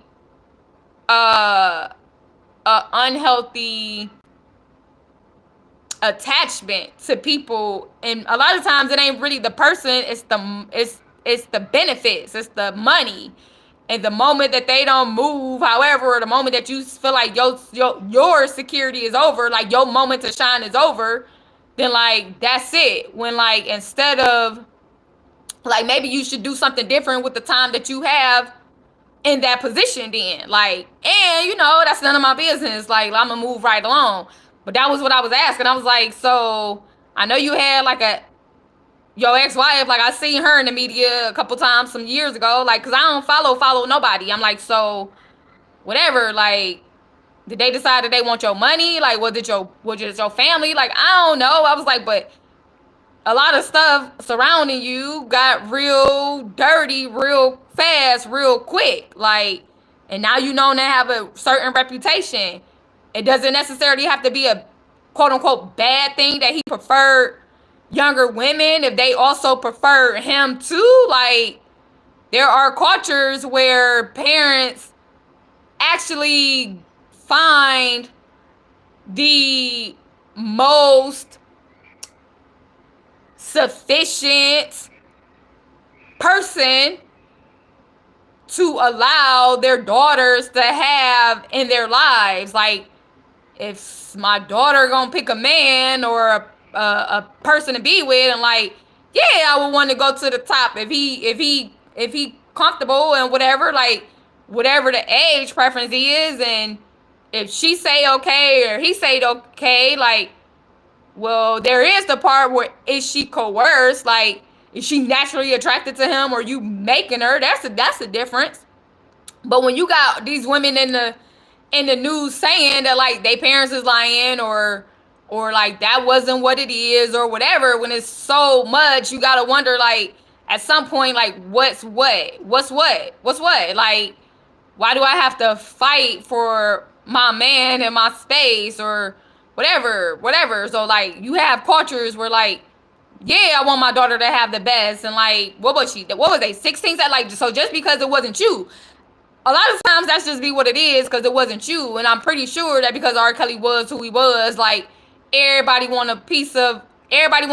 So I was like, were you set up? Like, I don't know if you and your twin are fraternal or identical or anything. Was it really you in the video? Was it him? Like, it was a whole bunch of rumors and stuff at the time when it happened. Like, yeah, did they want like access? Was somebody taking advantage? Well, like, they wanted you out the way, or maybe not, or and then I told him, I was like, yeah, it's been way too much. Like, it's been way too much. I'm not about to figure it out for you. Like, I'm not investigating anything. And also, like, somehow something you did somewhere, you got put in the, you like, hey, I don't know what to say. Like, I don't really know what to do. And I know that there are times where, like, shit, I was rocking with R. Kelly too. Like, I done been all around the everywhere, like, and to my own accord and volition. Like, why niggas gotta be jealous because you can't have it because it's not you? And even if it was in other realms. So of course, if it manifested in my physical, like, I'm gonna take advantage of it. I'm gonna do that. Cause it's crazy. Like, even as a teenager, like, at one point when I came across the guy that was a little bit old, he was older, he was in his 20s, and he was also in a position to possibly help me from my in the abusive situation that I was in.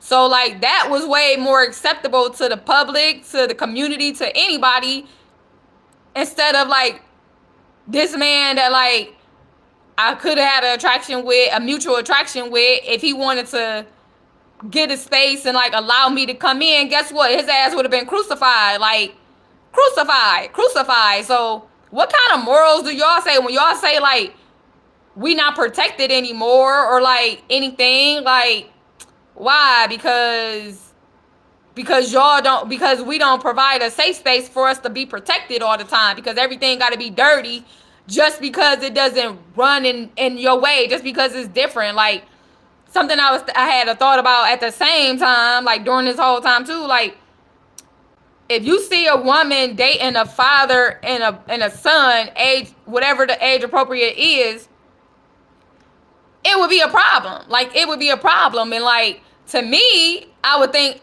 I asked like the fathers, like, would that kind of be like honorable? Like, damn, like, my son decided that like he me and like he trusts me and he like want to model me. Like, all right, my father already did the work. Like, I honor this, and like I've been around or I've been watching or whatever myself, and like I agree. So if the son and the father, if the son went to the father or whatever and was like, would you mind if I dated her first? Like, would that conversation be, I mean, would you mind if I date her as well? Like, she your wife or whatever? Like, would it be a problem for you if I dated her? Like, if I took her on a date or if I got to know, like, could we be like, is that okay? Whatever it was, even if he went to his father before he went to the woman, or if he went to the woman, or if they had a mutual attraction or whatever it was, like, that wouldn't be acceptable in our community as all either. And I'm like, that's one reason why I feel like we way too close together. Like, y'all niggas way too nosy. Y'all get way too envious. Y'all get way too jealous. Y'all want to take shit that's not supposed to be yours. And because y'all are so infantile, y'all done been so whitewashed, so brainwashed, so y'all love trauma bonding, y'all love putting people down, y'all love inserting shit that don't go, you love all kind of stuff, right? Like, there are a lot of things that, like, y'all just want to see one thing one way simply because, like, you want it, like, mine, give, if I can't have it, if he don't want me, he can't want you, like, if I can't have him, you can't have him, like, and it's like, and like, I had him and I'm supposed to have him always, and even if I have him and he still want me, if he wants somebody else, he can't have, like, all of that. That's why I'm like, we probably don't need to be around each other so close. Like, go find your fucking tribe. And you can, and all things can be true. You can make sure that children are saved, like our youth is saved, that they are the ones that's saying, I want this, like, organically. You can do that. And you can protect them, like, from unwanted stuff. And you can also create a safe space for them to be able to deal with anything.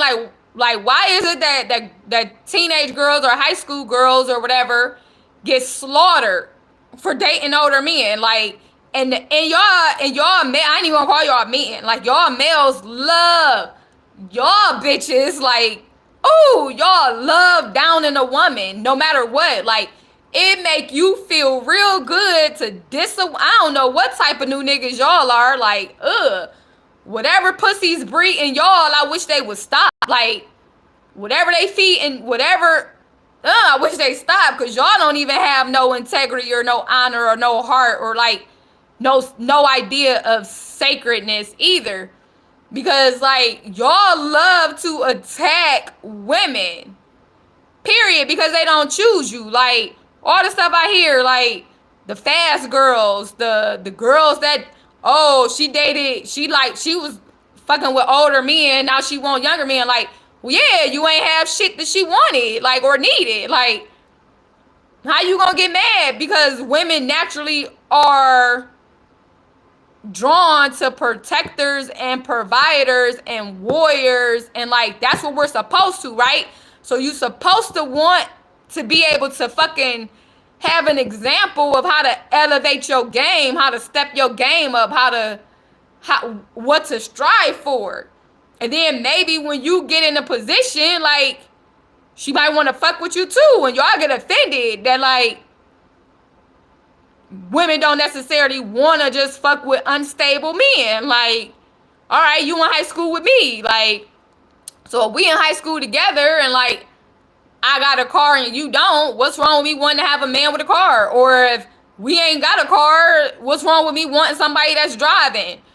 If I'm over here, like, y'all, it's so many, and y'all be happy as hell to be like, bitch, you nasty, you dirty, like, you know, like, y'all love to see a woman, like, y'all want to kick a woman down, y'all want to drag her down, you want to kick her, you want to destroy her, like, y'all don't want us to be safe, y'all, and it makes me think, because y'all like being mediocre, like, y'all love being able to live off of women, y'all love being able to prey on women, y'all love being able to, like, have her down here, because the more she elevate, because even if they don't stay together forever, even if it's not a long-term thing, a quote-unquote teenage girl that is naturally attracted to an older man that's a lot more stable than you down here,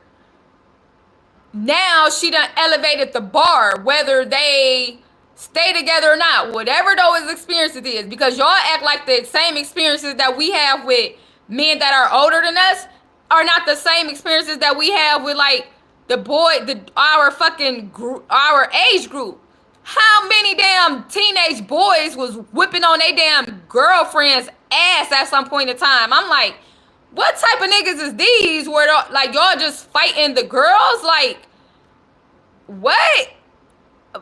But that's okay right here. And you cool with her being down there. And if she would have got with a man and they had the same issue, now that's why she don't need to be fucking with no older man, or he taking advantage of her, or blah, blah, blah. Like, y'all want to keep us down in this baby ass infantile mentality and culture and like crab, like everything. Like, y'all love the oppressor shit. Like I said, like, everybody always wait for their turn to be the oppressor. That's it. Like, y'all wait for y'all turn to be dirty and nasty and dingy and like a slave owner. You can't wait. You can't wait. You be like, yay, what time? Instead of understanding that like there are different cultures. So if I say that like I want him, guess what the fuck it mean? I want him. And if he want me, guess what it mean? Like, hey, because guess what? When I was out as a runaway, who the fuck was able to help me? Yes, it was one of the loves of my life. I didn't know he was going to be that, but like it was one of the loves of my life. And simply because he was not in his home either. He was in a different situation as well. Like, he was outside of the home. He was in the group home with other boys, other teenage boys. But when we needed somewhere to go, no matter what, that was a safe space for us. And when we wasn't there, like, because it was him and his roomie, like they both was making sure that we was good. And when we wasn't there and we was outside in the streets, guess what? The men that was able to actually help, the people that was actually able to help and be protective of us, was all men that were older than us, and they had their own spot, their own place. They already was living on their own. Like, they had a place where we could go and be safe. And there's too many of y'all that look at that as a problem and would prefer that we would have just been out in the street. Like, us being out in the street or in whatever space that we was running away from, that would have been way more acceptable to y'all than like the fact that like we had men that were able to provide a safe space. You see what I'm saying? How fucked up y'all mentalities are? Just because it's not you, because you don't understand, because like you got a mommy or a daddy that provide a safe space for you, or because like you ain't think about going to the street. Like, whatever it was, that was just different. Just different. So even if you see a teenage, even if we, because it was kind of known like we couldn't stay there and go to school. Like, that's why I felt like, nah, we ain't gonna be able to actually stay here and go to school, because then somebody gonna start looking at us, our age, and then that's gonna be a problem for them, and niggas gonna try to lock them up and like blah blah blah blah blah blah blah blah blah. But why wouldn't that have been able to be a reality where we would have been safe and cared for and taken care of and loved and like had some stability, if that would have became an option for us? And whether or not you seen us in the house or not, you would just assume that like we was fucking them because they were grown. And even if we was or we wasn't, it wouldn't have really been none of your fucking business. And you better believe that like it would have been a jealous nigga or a bitch that would have been like, I want them for myself. And you just seem to think that like you can't have them because like somebody else over there, like because we over there. And it's like, no, you can't have him because he don't want your ass. Like, however, he or she, because just like we be in this situation, men be in this situation too. Like, so it's like just because, and I've said it too, like, well, let me go. So just because they not in your space, like, don't mean that like just because they there don't mean that like you would be there if they wasn't there. Like, however these people dealing with you is how they was gonna deal with you, like, no matter. But like, y'all want to go outward. You can't really accept rejection. You can't really accept that like somebody don't want you. And like I said, there's definitely a difference between me telling a man that I'm not interested. Like, I didn't approach you and say, hey, what's up? There wasn't a mutual attraction. And when you approached me, I actually said, no, thank you. Like, because I don't even think that, like, grown men approaching a teenager, which y'all consider, like, totally inappropriate. Like, I don't think that's totally inappropriate. I think that if she has the capability to say yes or no, then it can be yes or no, like if she interested or not, and that should be respected. And however the boundaries are that's erected up for that, like, it should be protect the boundaries, and you should be listening to her, like, or him, not you. Like, because even if an adult man or an adult woman, because we even see it with the women, like, they mad that the women be wanting the young boys, and like, I guess I don't understand that part to that extent, to where like if he can't provide, like, I guess they like whatever it is, like they don't need that for him, whatever their connection is, because y'all in such a, I guess I should say, low frequency environment. You can't understand soul connections. You can't understand attraction. You can't understand anything, like anything. So I just like be keeping it. I just have always just not said anything, because the moment that you say anything outside of anything, like, you are burnt at the damn cross, like burnt at the cross.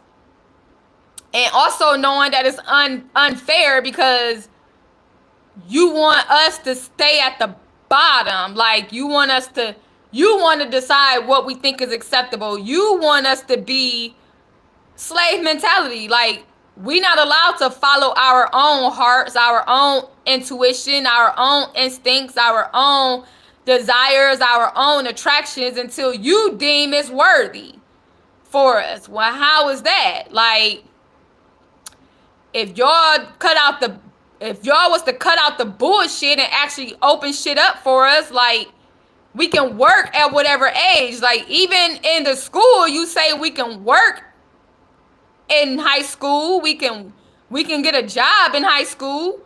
We can and even that's like legally, but you can start making money at whatever age you can start hustling. Like, so whatever that is, we can do that. Our parents can even put us out. I mean, they ain't supposed to, but like, I mean, technically they can. Like, and we got certain freedoms, as long as it's like the leash gotta be tight enough. Like, y'all gotta keep us on the leash. Y'all don't really want us to be independent, and then you trying to decide like what our boundaries are, why. Like, y'all don't trust yourselves. You don't trust yourself as an individual, or as a parent, or as a man, or as a woman. Like, and so you don't trust yourself and the example and the protection that you can give in your environment, which I understand why y'all don't protect y'all environment, because y'all think that like, you can at this age you can only date this age, and at this age you can only date this age, and at this time you can only date this time, because like, for all the insecure people, these are the men that I have available to me. So if we open it up and they start liking somebody younger than me, then because even when I hear older women, like quote unquote older women say like younger girls taking all they men, or like, and they love to tell you that like you ain't shit because you younger and he like you, like, but you like him too, but you want him to choose you, so what do that say about you for real? Like, so you think he fucked up because he liked me, but you like him and you really want him to like you. So is he really fucked up? Or is that just that fucking envy? That's that green-eyed monster. That's that oppression coming out, that you want to be suppressive. That's that shit. That's that shit that don't nobody really want. It's not rooted in love. It's not rooted in support. It's not rooted in anything. It's not rooted in community. It's not rooted in anything but selfishness.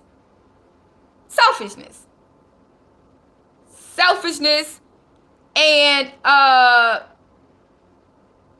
what's the word? Jealousy.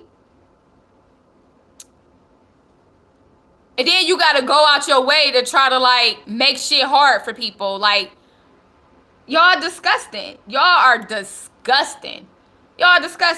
And then want to decide like who the fuck can and cannot have a baby, who is and who is not worthy to procreate based off of your very, very and the fact that y'all motherfuckers can't even think for yourselves all the time. Like, y'all so fucking low frequency and illiterate a lot of times, and like you can't digest shit. Like, culturally, your own, you can't step outside of a box. Like, the goddamn chains of bondage that you have on you, the lack of freedom that you understand to be able to try to like tell somebody else that have way more. And some of y'all be mad at the experiences that we have simply because when we not quote unquote broken, when we like can rise up out of it, when we can find a way to be something different than what you are or what you think we should be or how you think we should be able to handle some stuff. Like, let's really discuss what it really is about. Like, y'all don't give a fuck about the protection of us, because if you did, that's what you would be worried about. Y'all would ask better questions. You would like try to turn your brain to think a different way outside of the fucking jealousy and envy and destruction that you have, right? Like the poison that you spew, the toxic shit that you have going on. If it was really rooted in like giving a fuck about somebody, that's what you would go. But you don't move that far. You don't move that far off the needle at all. The only way you go is, I can't have it. So that means there's something wrong with you and there's something wrong with him. And like, now you're my enemy. And how do I destroy you so I can get it? How do I move you out the way? Yeah. How do I keep you from having it? How unless it looks what I deem to be presentable. But the shit that you give out ain't presentable either. Like, on no level.